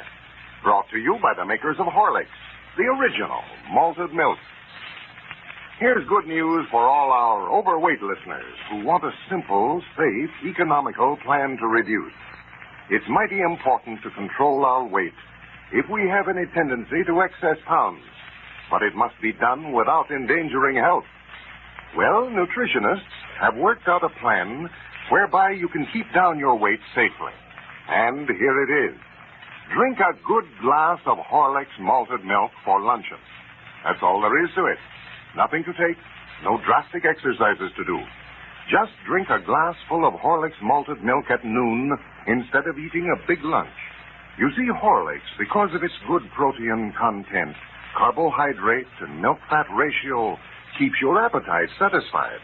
It gives you all the precious building qualities of heavier foods without the latter's excess calories. And now, here's a special message from Lum and Abner about that flashlight they offered to send to listeners. They say they just didn't know that they had so many friends. The number of requests for flashlights was so great that they can't be made quickly enough to send out promptly. But they want you to know that everyone who sent in will get his flashlight just as soon as it's humanly possible. They appreciate your waiting and know that you will be delighted with your flashlight when you do finally get it. And now, let's see what's happening down in Pine Ridge. Things haven't been running so smoothly at the Jot 'em Down store since Abner's been president. So yesterday, Lum refused to continue as a partner, with Abner acting as president. And Abner refused to resign from the office. Well, the result was that the two old fellows decided to dissolve partnership and divide the store equally between them, competitors under the same roof. Today, we find them dividing the stock of merchandise so that each can manage his own business. Lum is counting out a case of pork and beans, while Abner stands by to see that he gets fair deals. Listen. One for you, and one for me, and one for me, and one for you, and one for me. What's the matter? Oh, nothing, I reckon. Go ahead. One for me, one for you, one for me, and one for you. I'll be glad when we get this thing divided up. One for me, one for you, one for me. Here, now, wait a minute there now, Lum. You're getting too many of them fur me's in there. I ain't giving you no more than I am myself. I'm watching that. Yeah, but what I mean, you're getting too many of them fur you's. For you? Yeah. I thought you said for me. Well, I said for me, but I meant for you. Well, I can't make no sense out of that kind of talk. Now, go ahead, but I'm going to watch that counting from here out, I'll tell you that. One for me and one for you. One for me and one for you. And one for me and one for you. One for me. Granny, there's one left over again. It's yours or? Well, may as well open it up and eat it like we've been doing, I reckon. Well, I don't know where I can eat any more or not, Abner. Now, I bet we've had $6 worth of canned goods already today. Yeah, well, we wouldn't have had to eat them 2 cans of salmon if you'd count them right in the first place. Well, we had one left over there, and we had to eat it to make it come out even. We never found that other until after we'd done at it, you know. Yeah, that's what I say. We just ate them for nothing. Well, I believe, Abner, or Mr. Peabody, when we have an odd can left over that way, one of the other of us ought to just sell it to the other instead of eating it. No use to making ourselves sick this way. No. Oh, well, now, that might be a good idea. Well, I'll just sell you this can of beans then. Well, how much you want for it? 10 cents, that's a regular selling price for them. Well, Lord, me, I'm selling them myself in my store for 8 cents. Well, you ain't going to buy it from me at that price, I'll tell you that right now. I ain't running no cut-rate store. Well, I just buy it from myself again. Just give myself 8 cents for it. Well, here, though, it ain't yours to sell. Well, it ain't yours neither. Half of it's mine. Right in there. My sure it is. It's half yours and half mine. Well, I'll sell you my half of it for a nickel, then. I don't care what you give yourself for your half of it. All right. I'll just take it. Now, wait a minute now. Here, now, wait just a minute. Set it over here on this side. These is mine over here. Them yours. Yeah, it's yours. And don't get them mixed up there. Well, let's see. That gets all them canned goods divided up. Yeah, I can do them. Yeah, now, let's see. We got that ham them folks sent us from down there in Georgia, you know, that peanut cured ham. Yeah. We got to divide that up. Yeah, well, we better just cut that half in two and take that on home, Mom. I told Elizabeth about it, and she just wants me to bring that on home. She says them's the best things that's about ever ate. Well, that's mighty nice of them folks to send it to us, I think that. Yeah, well, we'll just cut that in half in two. We get a meat saw someplace and just divide that up and take it home. We'll try to sell it. Yeah, well... I see. We better start in on that bolt goods now and get them ginghams and calicos and stuff divided up. Well, that stuff all sells at about the same price there, Mr. Peabody. There ain't no use to measure it all up. Ain't been more than 2 or 3 dress patterns sold off me. Why don't we just divide up the bolts? No, you don't. No, sir, now. We'll measure up every yard of it. Divide it up half and half. All right. Whereabouts is the yardstick at? Oh, Cedric's been using it to punch up the fire with there. It's all black. It'd ruin that cloth. You'd put it on there, I reckon. Yeah. And we'll just have to measure it out at arm's length. That's supposed to be a yard. Yeah, well, I'll measure it off first. Oh, no, you don't either now. I'll do my own measure. You measure yours, and I'll measure mine. That's what we'll do. All right. Swan Abner, you're the most obstinate feller. What? Never mind. And I want to see if this is divided up right. I ain't going to get myself cheated, I'll tell you that right now. I'll take this pink here. I don't care. I'll take this one over here. 1, Maybe it'll sell better anyway. 2, Let's see. 3. Out at arm's length now. Well, here, count to yourself. You're getting me all mixed up here. I can't do nothing. You count Well, out wait loud. a minute. Measured from the end of your nose to the full length of your arm there. That's supposed to be a yard. I know. Well, keep your head straight to the front there, then. Turn your head clean away from it that way. You're adding about a foot to every yard. Oh, yeah. 1, 2, 3. I've got that feed all divided up now. Did it come out even, Cedric? Yes, Mama. Put yours on one side, Mr. Lum's there on the other. Yeah, well. Granny, I'm glad we never had none left over. I'd hate to eat a sack of chops or a sack of bran on top of all that other stuff we've had. Yeah, or a bale of hay. What you fellers are smelling of that goods there for? We ain't smelling of it. We're mazing it off, Cedric, dividing it up. From the end of your nose to your arm's length, there's supposed to be a yard. Well, Mr. Lum's getting a whole lot the best of you there, ain't he? I know. We're mazing it the same way, both of us. Yeah, but his arm's about a foot longer than yours is. Huh? He's getting about a third more than Yeah, you. here. Wait a minute now. Wait just a minute there, Mr. Edder. Just stop right where you're at. Just roll her back up. I know that we've got to measure this stuff some other way. No, you don't. No, Yes, sir. I offered to measure it for both of us, and you wouldn't stand for it. Just go ahead and measure your own. Don't do it. Oh. Now, You got it all mixed up. I lost my place. just roll her back up. We'll just wait till we get a yardstick. I ain't going to let you count it that way. Them arms of yours are 2 yards long. All right. What you want me to do now? Well, let's see, Cedric. Let's see now. Well, we got them nails back there and them tags. Got to count them. Now, there ain't no use to count them. Just weigh them up. But never mind. You can be measuring up that cool oil back there, Cedric. That'll be a good job for you. Yeah. Yes, Mom. You wouldn't want me to divide up that candy for you, would you? No, sir. You just stay out of that candy case, Cedric. I didn't think you would. Well, no. Yeah, again, you got done eating it, it'd be divided up 3 ways instead of 2. Go on, measure up that cool oil like I told you to. Yes, Mom. And now there's another thing, too, Mr. Edwards. How are we going to divide up Cedric? Divide up Oh, Granny's, I forgot about him. Now, there is something to figure on. Wait a minute. You fellas ain't figuring on cutting me in two, are you? No, go ahead, Cedric. We ain't talking to you. Go ahead. Might let him work for both of us here and divide his salary up half and 2. Yeah, that's a good idea. You take half of it, and I'll take half of it. I mean, divide what we're paying. You pay half of it, and I'll pay half. Oh, yeah, I see. Yeah. Ain't no reason why he can't work for both of us. Well, let's get the rest of this stuff divided and get done with it. Yeah, I do, too. I want to get opened up for business. I've got a lot of customers waiting till I open up. I've been talking to them. They're all Been going to talking trade to with me. Yes. Abner, if you start cutting prices on me, there's going to be trouble around here. I can see that already. You run your store, and I'll run mine. Whatever prices I make is my own business. I ain't going to complain again you, and I don't want you complaining again me. Here's that barrel of apples. We got to count Yeah, them. well, I done counted them once. There's 840 in there. Done count them. 840. Yeah. Let's see, that'll be 420 for each one of us. Yeah. Yeah, I'll count out my half and put them here in this empty cracker barrel. Yeah, well, I'm going to stand right here and watch you count them, too. I'll tell you that. Here, you set them down in the barrel for a minute. Now, don't drop them now. You'll bruise them to where they'll go bad on. These is mine. Recollect that. Hope they do go bad. Now, you watch me. I ain't going to pick out the biggest and That's just ready. what I'm looking for. Just put them down now. Just take them as they come. Don't be picking around Oh. over them.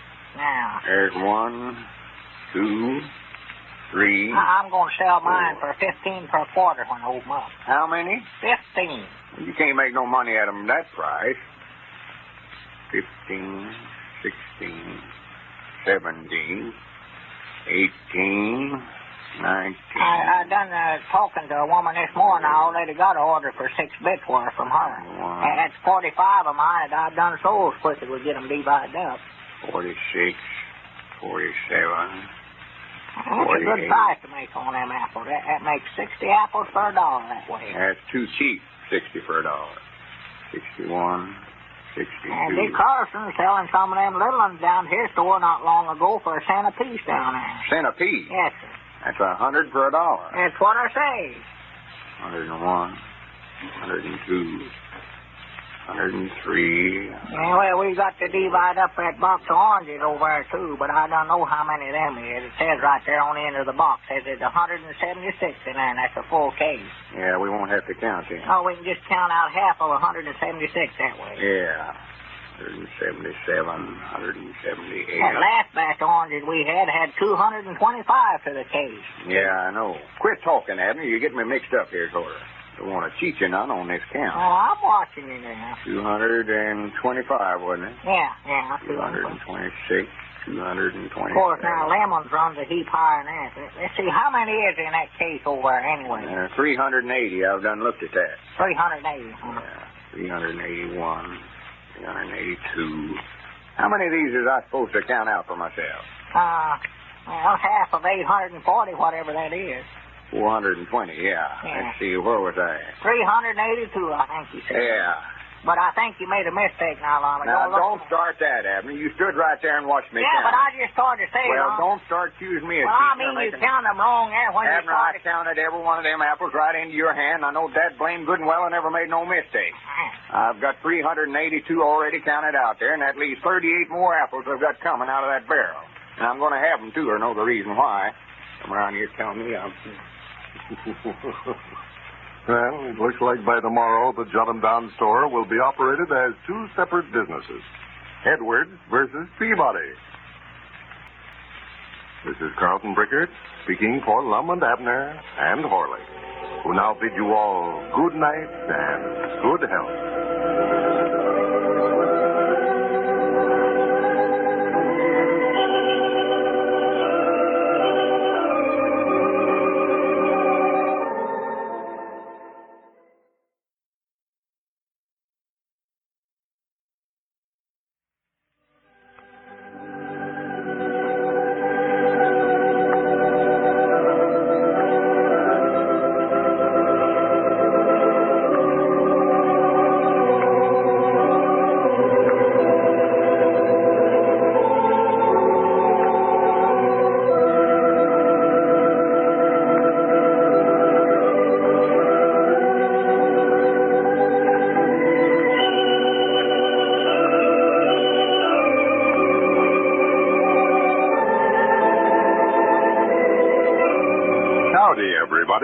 Here we are, all ready to take you down to Pine Ridge for another visit with Lum and Abner. Brought to you by the makers of Horlicks, the original malted milk. How often we wonder at the energy and the vitality of our children. On their feet for hours, running, hopping, skipping, jumping. That's one reason why children are always asking for something to eat, often spoiling appetites for regular meals. It's a problem that many parents just can't solve. If you have this trouble, here's the answer. When your children ask for something to eat between meals, give them Horlicks malted milk tablets. They satisfy hunger, but digest quickly, so that appetites are not spoiled. And yet the full nourishment of milk, wheat, and malted barley supplies energy to keep them going. Children love them, too. Say they taste better than candy. Give Horlicks malted milk tablets to your children. You can get a handy flask containing 25 tablets for only 10 cents. Or you can get them in larger size bottles also. Remember, they are made by Horlicks, the makers of the original malted milk. And now, let's see what's happening down in Pine Ridge. Well, you know, Lum and Abner have dissolved partnership in the Jot 'em Down store and have divided up the stock of merchandise equally between them. They are now competitors, operating two separate stores under the same roof. This may not straighten out their differences, however, as competition is keen, and they have resorted to all the tricks of the trade to get the business. As we look in on the Jot 'em Down store, or stores, today, we find Lum and Abner on their respective sides of the building. Grandpappy Spears is just entering the front door. Listen.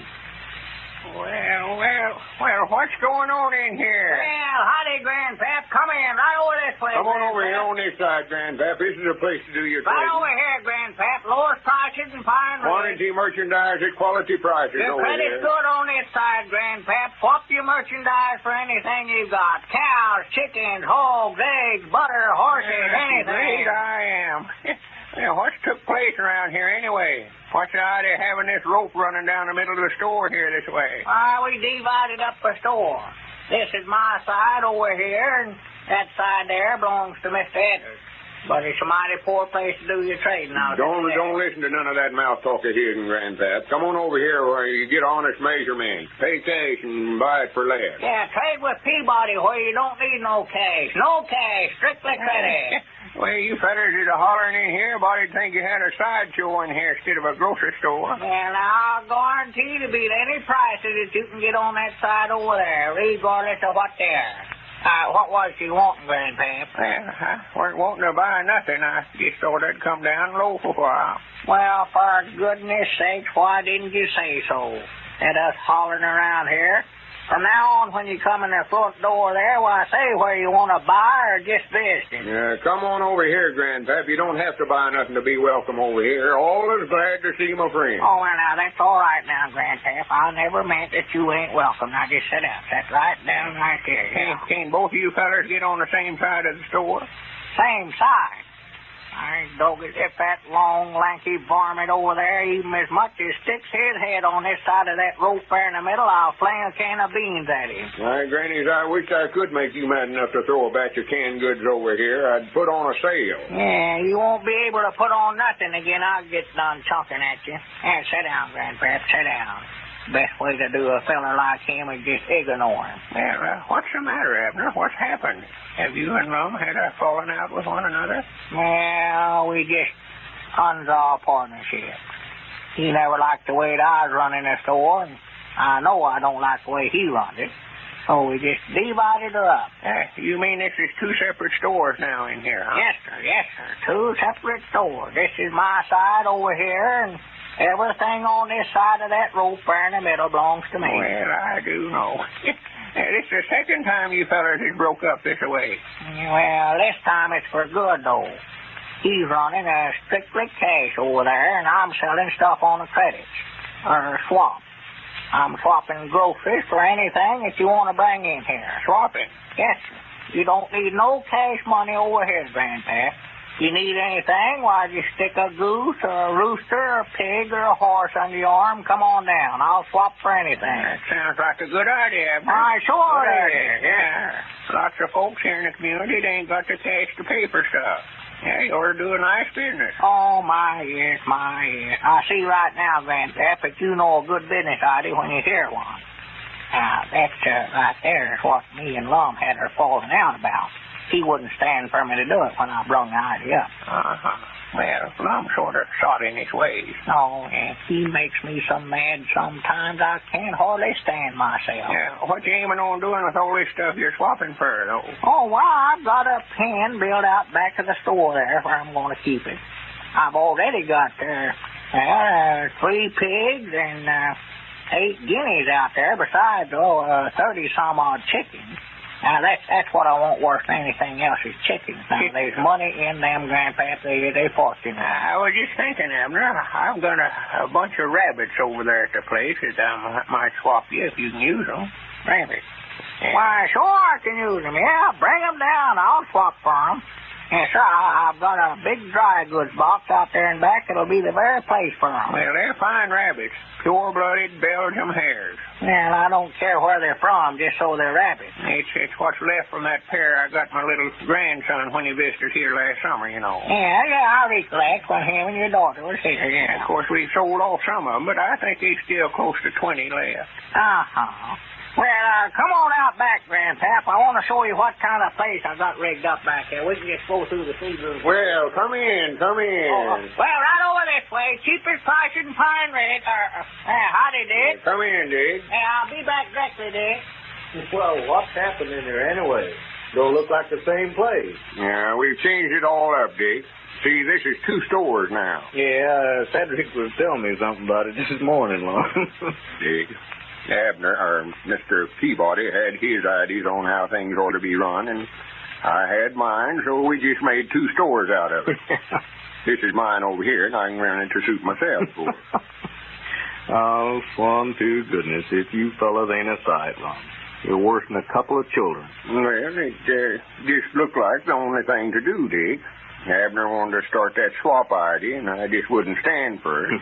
Why, we'd have been bankrupted in no time, swapping good merchandise for a bunch of old cows and chickens and one thing and another. Well, this is the limit. What's the rope for there? No, that divides up the store. Everything on this side of the rope's mine. Well, you've got the advantage here, haven't you, Lum? The telephone's on your side of the post there in the middle, ain't it? Yeah, I thought of that first, but this morning Abner got Ezra Seastrunk to come over and put him one on the other side of the post there. Oh, yeah, 2 telephones, huh? Yeah. Time anybody rings or jot them down, store, both phones ring. I'm afraid that's going to cause some trouble.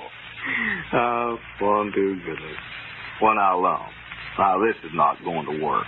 You fellas can't run 2 stores here in the same room. Well, we can't divide up the building.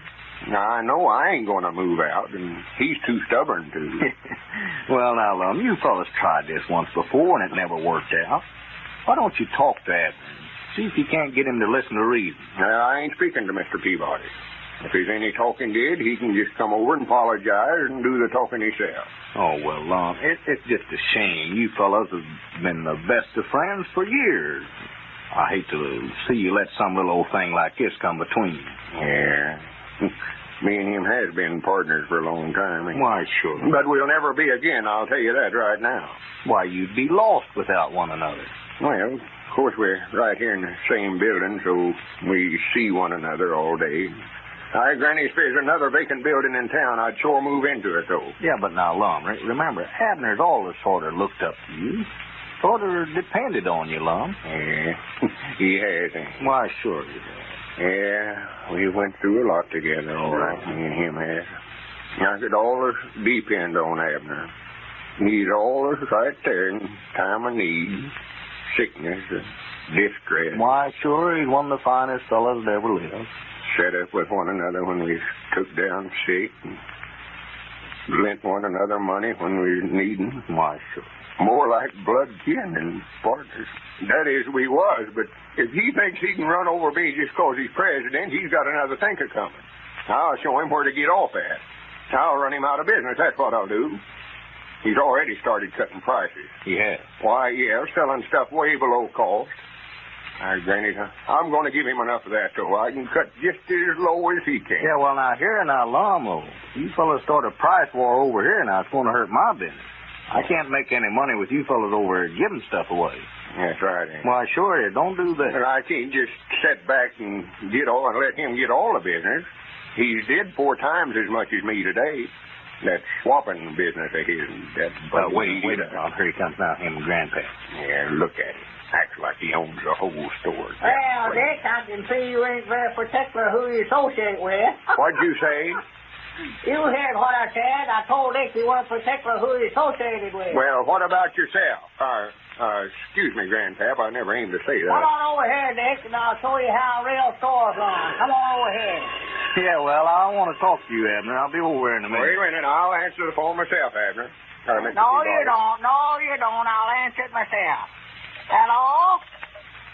Got him down, store. Lum Eddard's talking. Oh. What was it you want, Miss Lunsford? Well, I've got the best flour in town. 48-pound sack for $1.15. I'll sell you the same thing for $1. I'll make it 90 cents, I guess. 80 cents. 70 cents. Wait a minute. You're cutting your own price there. 60 cents, Miss Lunsford. 50 cents. 40 cents. 30 cents. Well, the citizens of Pine Ridge are certainly benefiting by Lum and Abner's quarrel. This is Carlton Bricker, speaking for Lum and Abner and Horlicks, who now bid you all good night and good health.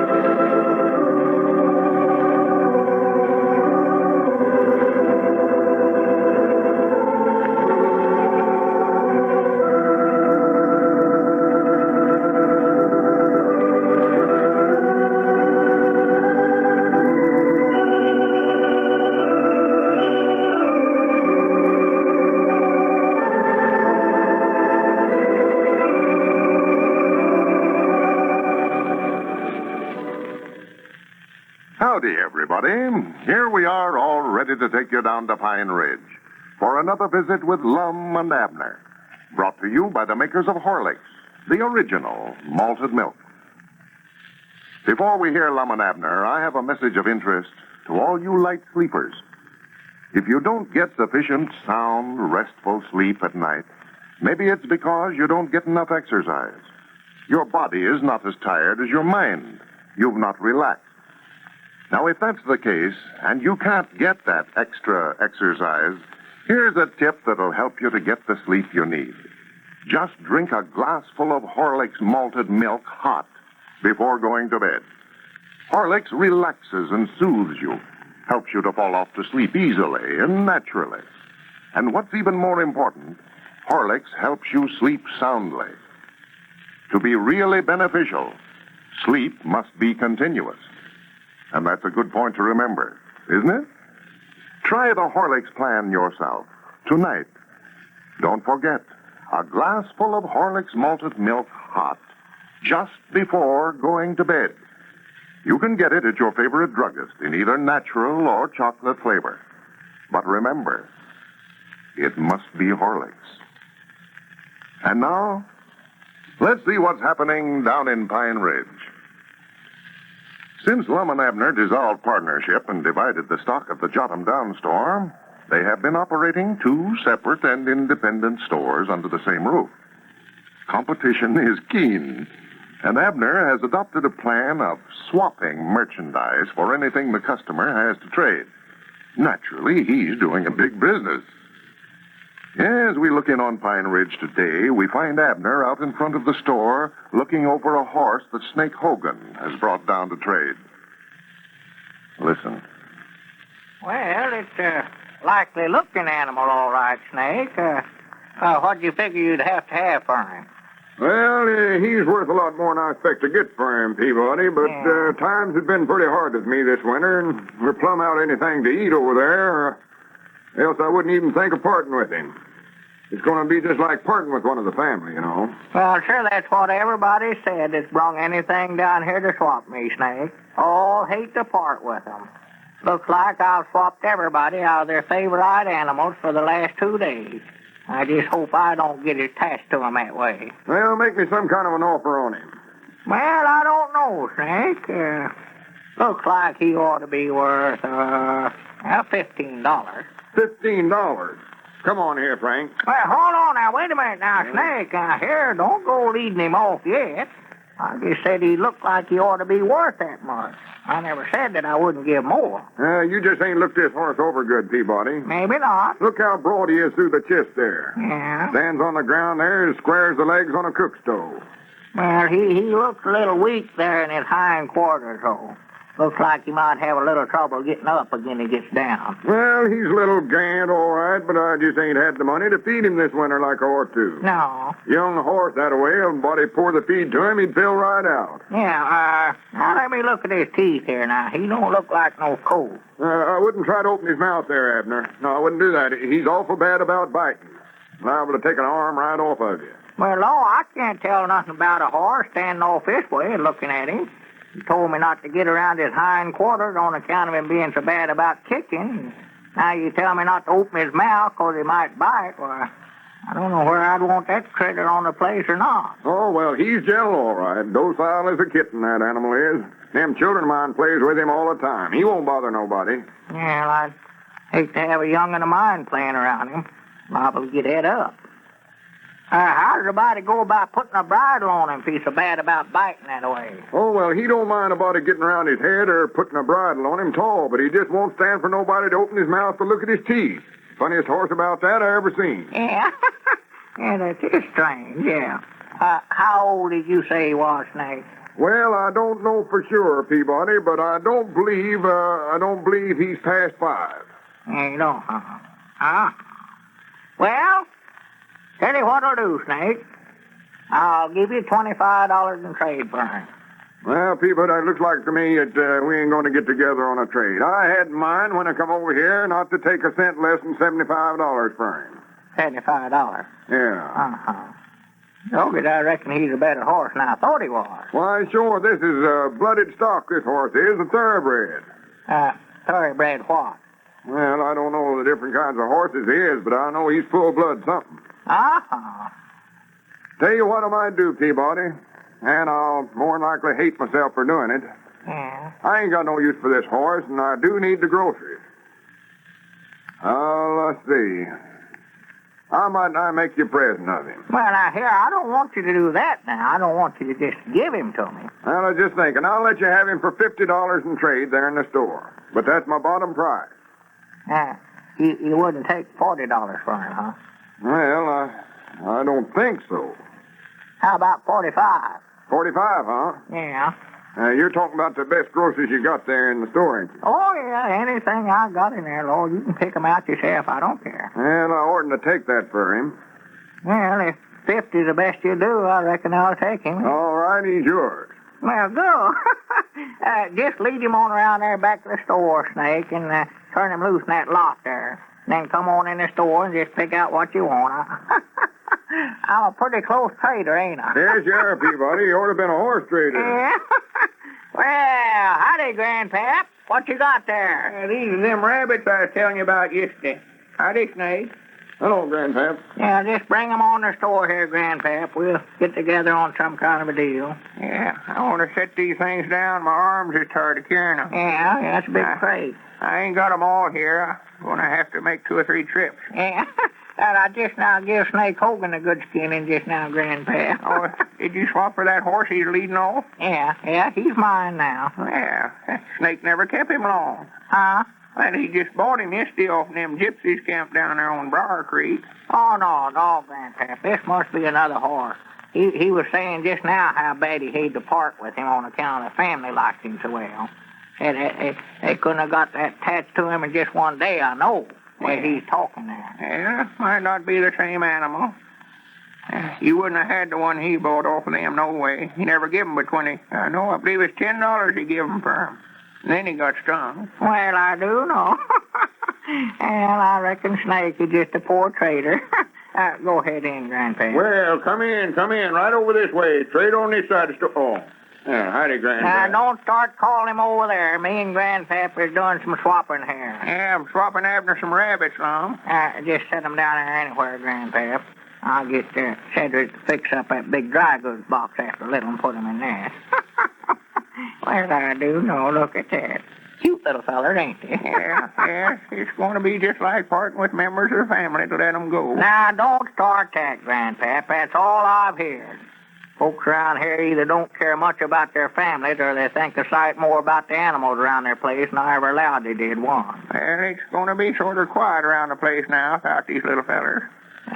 You say this is just a part of them? Yeah, I've got to make two trips more, I reckon. Now, how many will there be altogether? Well, there was 32 when I counted them a while ago. Well, I thought you said yesterday there was just 20. Yeah, that was yesterday. Yeah, there's 32 today. Yeah, but here, I bought them yesterday, Grandpap, for $50 a piece. That's $10. Yeah, but they ain't delivered till today. You said you'd take all I had at 50 cents a piece. Yeah, and you said that you just had 20, too. Well, I did just have 20 yesterday, but I've got 32 now, I'm telling you. Yeah. Well, I'll tell you what I'll do, Grandpap. I'll give you 50 cents a piece for 20 of them, and then 25 cents a piece for the rest.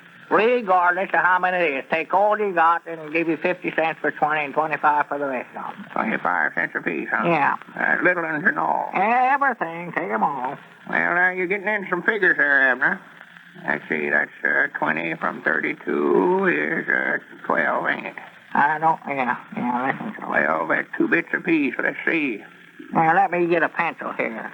This is getting complicated, all these figures. I wish now I'd just give you $50 straight. Mr. Abner. Oh, what is it, Cedric? Can't you see I'm busy here? Cedric, don't come in here hollering that away, waking folks up. Scare me so bad I might not roll clean off the counter. What's the matter, Cedric? What is it you want coming in here hollering? Snake Hogan's out there with some kind of a horse. He says he wants you to give him a due bill in the store here for $50. Do, Bill. Yes, he said he wouldn't have time to get the groceries this evening, whatever he's talking about. Oh, yeah, sure, all right. Yeah, I'll give him a receipt for the horse. Let me write it out here, yeah. What you got there in that box, Grandpa? Snake Hogan. Oh, just some rabbits I'm swapping to Abner. $50, that's my These little fellers, ain't they? Yes, Mom. Swan rabbits. We'll have a time with them. That's bad about digging out of places. We'll have a regular zoo out there in the back before long. You got calves and chickens and dogs and turkeys and hogs and guineas. Here, Cedric. Here it is. Now just take it out there to him and tell him that it's good for $50 worth of groceries any time that he wants to come after him. I don't care when it is. Now, let's see, Grandpap. Wait a minute. That was our ring, I reckon. No, I'll answer the telephone, Abner. Just stay right away No, from me. you don't. No, you don't. Granny, here. Hello? Jot him down, store. Hello? This is Abner Peabody talking. Shut up, Abner. Huh? Yes, Mom. He's here now. Yeah, here, Grandpap. Your woman wants to talk to you. Here, just use this phone of mine right here. Anyway, well, you know, reckon what she's wanting. I don't know. Ask her and see. That's what she's up there for. Hello? Yes, Charity, this is me.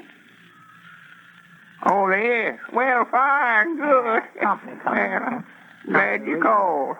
Yeah, I was just closing a deal with Abner. All right. Yeah, I'll be home a little while. Some baking soda and bluing, huh? Yeah, I'll just take that out when I'm ready. All right. Goodbye. Well, Abner, I got 11 more rabbits to sell you now. 11 more? Yeah. You mean just since you left the place over at Grandpap and come over here to... Mr. Abner, Snake Hogan said he'd just leave that horse out there at the side of the store for you. At the side?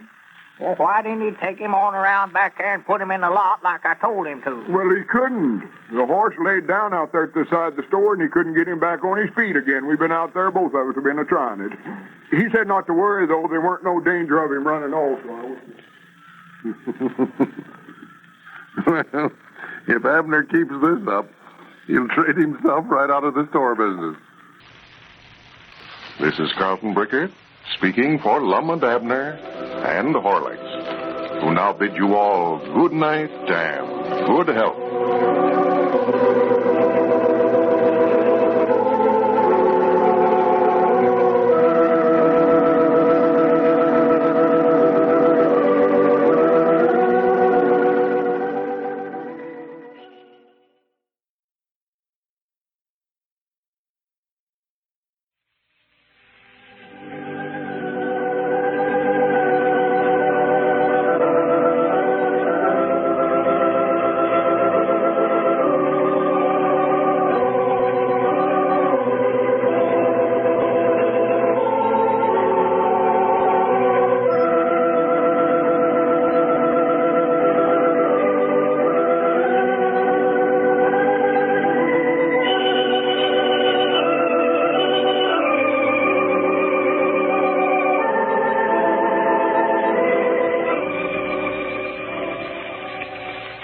Howdy, everybody. Here we are, all ready to take you down to Pine Ridge for another visit with Lum and Abner, brought to you by the makers of Horlicks, the original malted milk.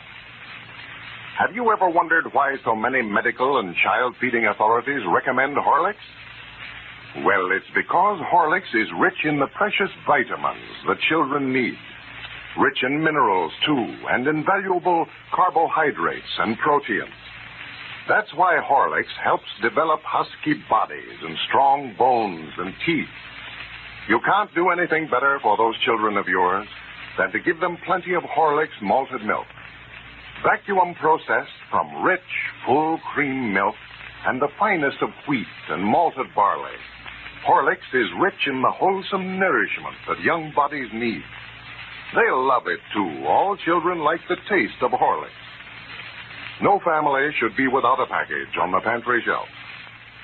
And now, here's a special message from Lum and Abner about that flashlight that they offered to send to listeners. They say they just didn't know they had so many friends. The number of requests for flashlights was so great that they can't be made quickly enough to send out promptly. But they want you to know that everyone who sent in will get his flashlight, just as soon as is humanly possible. They appreciate your waiting and know that you will be delighted with your flashlight when you do finally get it. And now, let's see what's happening down in Pine Ridge. Well, Abner's swap idea, that of trading groceries out of his store for anything the customer might have to trade, is proving very popular. He has monopolized business in Pine Ridge for the past few days, and incidentally is acquiring a large and assorted collection of animals, as well as other odds and ends. As we look in on Pine Ridge today, we find Lum alone in the store. Dick Huddleston is just entering. Listen. Well, come in. Right over on this side of the store for lowest prices. Quantity merchandise at quality... Oh, howdy, Dick. I thought you was a customer coming in. No, I didn't want to buy nothing, Lum. I was just looking for Abner. For Abner? Yeah. Well, I reckon he's out back there tending to that livestock of his. I ain't saw him in a couple of hours now. Sit down. He'll more likely be in directly. Yeah, well, I'll just wait till he gets inside. I can't talk to him out there if he's busy no way. Well, he's busy, I'll tell you that. Keeps him and Cedric both busy all day tending to that stock of his. You ought to see just what all he's got back there. Outdoing this conglomeration of animals I ever seen in my life. He just went plumb hog wild. Swap for anything they bring in here. Yeah, well, that's what I want to talk to him about, Lum. He's got goats and hogs and cows and dogs and chickens and turkeys and guineas and possums. Swap for 3 possums and a coon this morning. For goodness sake. He's got 60-some-odd rabbits out there. 60? There was, last county made, and yesterday Snake Hogan's panned off an old horse on him. I just wish you could see him. Abner gave Snake Hogan $50 in trade for it, and it laid down out there at the side of the store and taken him and Cedric might now all night to get him in the lot back there. Yeah. Well, Abner never was much of a trader no way, Lum. I don't see why he started on this swapping business in the first place. I don't neither. I wouldn't give him $3 for that horse even if he lives. Yeah. He had the veteran over here twice today. He's so weak he can't even stand up. Well, now, how does he ever expect to come out on a deal like that, Lum? He can't sell a horse. He's that near dead. Well, he's going to try to pan the horse off on somebody. He's got him propped up out there in the stall to where he sort of looks like he's standing up. Yeah. Well, he just ruined the business here in town, Lum. That's what he's doing. If he's making any money out of it, well, I wouldn't complain. But that's what I came over to talk to him about. He's not making anything, and we can't make nothing. Why, no. I haven't made expenses all week. All my customers are bringing eggs or chickens or something over here and swapping them to them for groceries, and you can't get them to pay cash as long as they can do that. Well, I don't know. He won't last long, no, Dick. Just look over there how his stock's running down. Yeah. You know, empty them shelves again. Yeah. He'll be out of merchandise in a few days. The 80s are going down. He's already run out of feed. That bunch of stock he's got out there is eating him out of business. He had to buy feed from me today. He did? Yeah. Yeah, he's the best customer I got now. Fact is, he's about the only one I got. Granny's, I'm sure making him pay a profit on that feed, I'm telling him, though. Well, where's he getting the money to pay for it, Lum? Well, I'm having to sell it to him on a credit. He ain't got no cash money at all. Yeah, you're taking big chances there. Ain't you sell him on a credit with all that trading that he's doing? Yeah, but I know I couldn't hardly turn Abner down. I've known him so long. You know? No, of course. But now fellas got to watch this credit business, Lum. I had a chance this morning to sell a batch of stuff on a credit and make some money, but I turned them down because I knew there wasn't a chance for me to ever get my money out of it. All right, sure. It's that Circus that's supposed to open up here tomorrow. Circus? Yeah. Oh, yeah. Been seeing some bill posters around town. Oh, about yeah, the they Circus plastered it down with them. Yeah, looks like that's going to be right smart of a show. Well, I don't know, Lum. I ain't got much. Just a bunch of old wore-out animals. It's so poor they look like they're about half starved. Well, I do know. I went down to look over what they had this morning. Just about ready to fold up. More likely be stranded right here in Pine Ridge. Well, I do know. Why, they didn't have enough groceries there in the cook tent to last them through the day. Yeah. They don't make arrangements for credit around here someplace. Well, I don't know what they're going to do. More likely be on charity. Why, sure, that's what I'm afraid of. Have to feed them all the rest of the winter. I feel sorrowful for folks like that, but I'm glad they never come over here looking for credit. I'd hate to turn them down, but I know I can't afford to feed a whole circus crew. Why, I know. That's the way I felt about it. And there ain't a chance in the world a feller ever getting his money from an outfit like this. Well, I stuck know. and let him have it. Wait a minute. There's our ring. Hi, Granny, this is one time I can ask my own prices without Abner cutting under me. Hello? This is the Jot 'em Down store, Lum and Abner talking. No, Mom, that's Abner, Mr. Peabody's side of the store that's doing that. Uh-huh. Well, I just couldn't tell you, Mrs. Willis. You'll have to talk to him about it. I reckon he will, though. He ain't turned nobody down on nothing yet. Well, he ought to be in most any time now. All right, I'll tell him. No, not at all, not at all. Goodbye. George Willis's woman and calling wants to swap a couple of house cats and some goldfish for some groceries. Oh, for goodness sake. I told her to fetch them on down. He'll swap for anything. He's got a whole cage full of white mice back there he swapped for this morning. White mice? If he don't take them, he ought to take goldfish. Well, what in the world does he expect to do with all this stuff? Stuff like white mice. I don't know. I don't think he knows himself. Don't reckon he's looked at for a head. Just swapping. Well, it beats anything that I've ever seen. Ain't no use to talk to him about it, though. I tried it again this morning. He says I was just jealous because he's doing such a big business. Yeah. Well, he can have all that kind of business he wants, Lum. I don't want none of it. I know that. Anyway, here comes Cedric in the back door there to find out what you say. Oh, yeah. Howdy, Cedric. Oh, howdy, Mr. Dick. Whereabouts is Mr. Abner at, Mr. Lum? I don't know, Cedric. I just allowed he's out back there tending to his stock. No, he left out there about an hour ago. Went off with some feller. I don't know who he was. Yeah, he's more than likely out making another trade with somebody. he better get them dogs or them possums one out of the same pen back there. You mean he's got the dogs and the possum in the same pen, Cedric? Well, no, not in the same pen. He's got the possums in a cage, but the dogs is barking at them and scaring the rest of the livestock out there. Yeah, just let them bark. It ain't none of my worries. Well, it ain't none of mine either. That is, it ain't supposed to be. I went to work down here at the store. You fellas said you wanted me to deliver groceries. All I did the last 2 days is build pens and look after that menagerie out there. Keeping you pretty busy, are they, Cedric? Yes, Mom. Them pigeons got out a while ago, and I had a time of getting them all back in. Never did catch 2 of them. They flew off first. Well, sir, I want to go back there, Direct, and see that zoo, just to see what it looks like back there. Yeah, Abner will be running competition to that circus over there. Yeah, you ought to just join up with them, Lum. Just pitch in 50-50. They'd have a pretty good show with all these guys. Then there's somebody else wanting to swap some animals, I reckon. Well, better tell them we ain't got no more room out there now, Mr. Lum. Hello? Jot 'em Down store. Lum Edwards talking. Why, no, he ain't here. I don't know where he's at, Ike. He done what? Well, now, don't jump on me about it. Me and him ain't partners no more. He's the one that's doing the swapping. I couldn't tell you. There's a couple back there, but I don't know who he got them off of. Well, wait a minute. Hold the receiver. Who did Abner get them 2 hounds from, Cedric? Oh, let's see. I believe he swapped Miss Reynolds out of them this morning. Hello? Yeah, I reckon they're yours, Ike. Cedric says Abner got them from your woman this morning. Well, I don't know. You'll have to see him about it. Well, that's up to you and him. I don't know what the law is on it. All right. All right, Ike. Goodbye. Yeah, Granny's Abner's got himself into it now, sure enough. What's the matter, Lum? Why, that was Ike Reynolds. Mad enough to bite.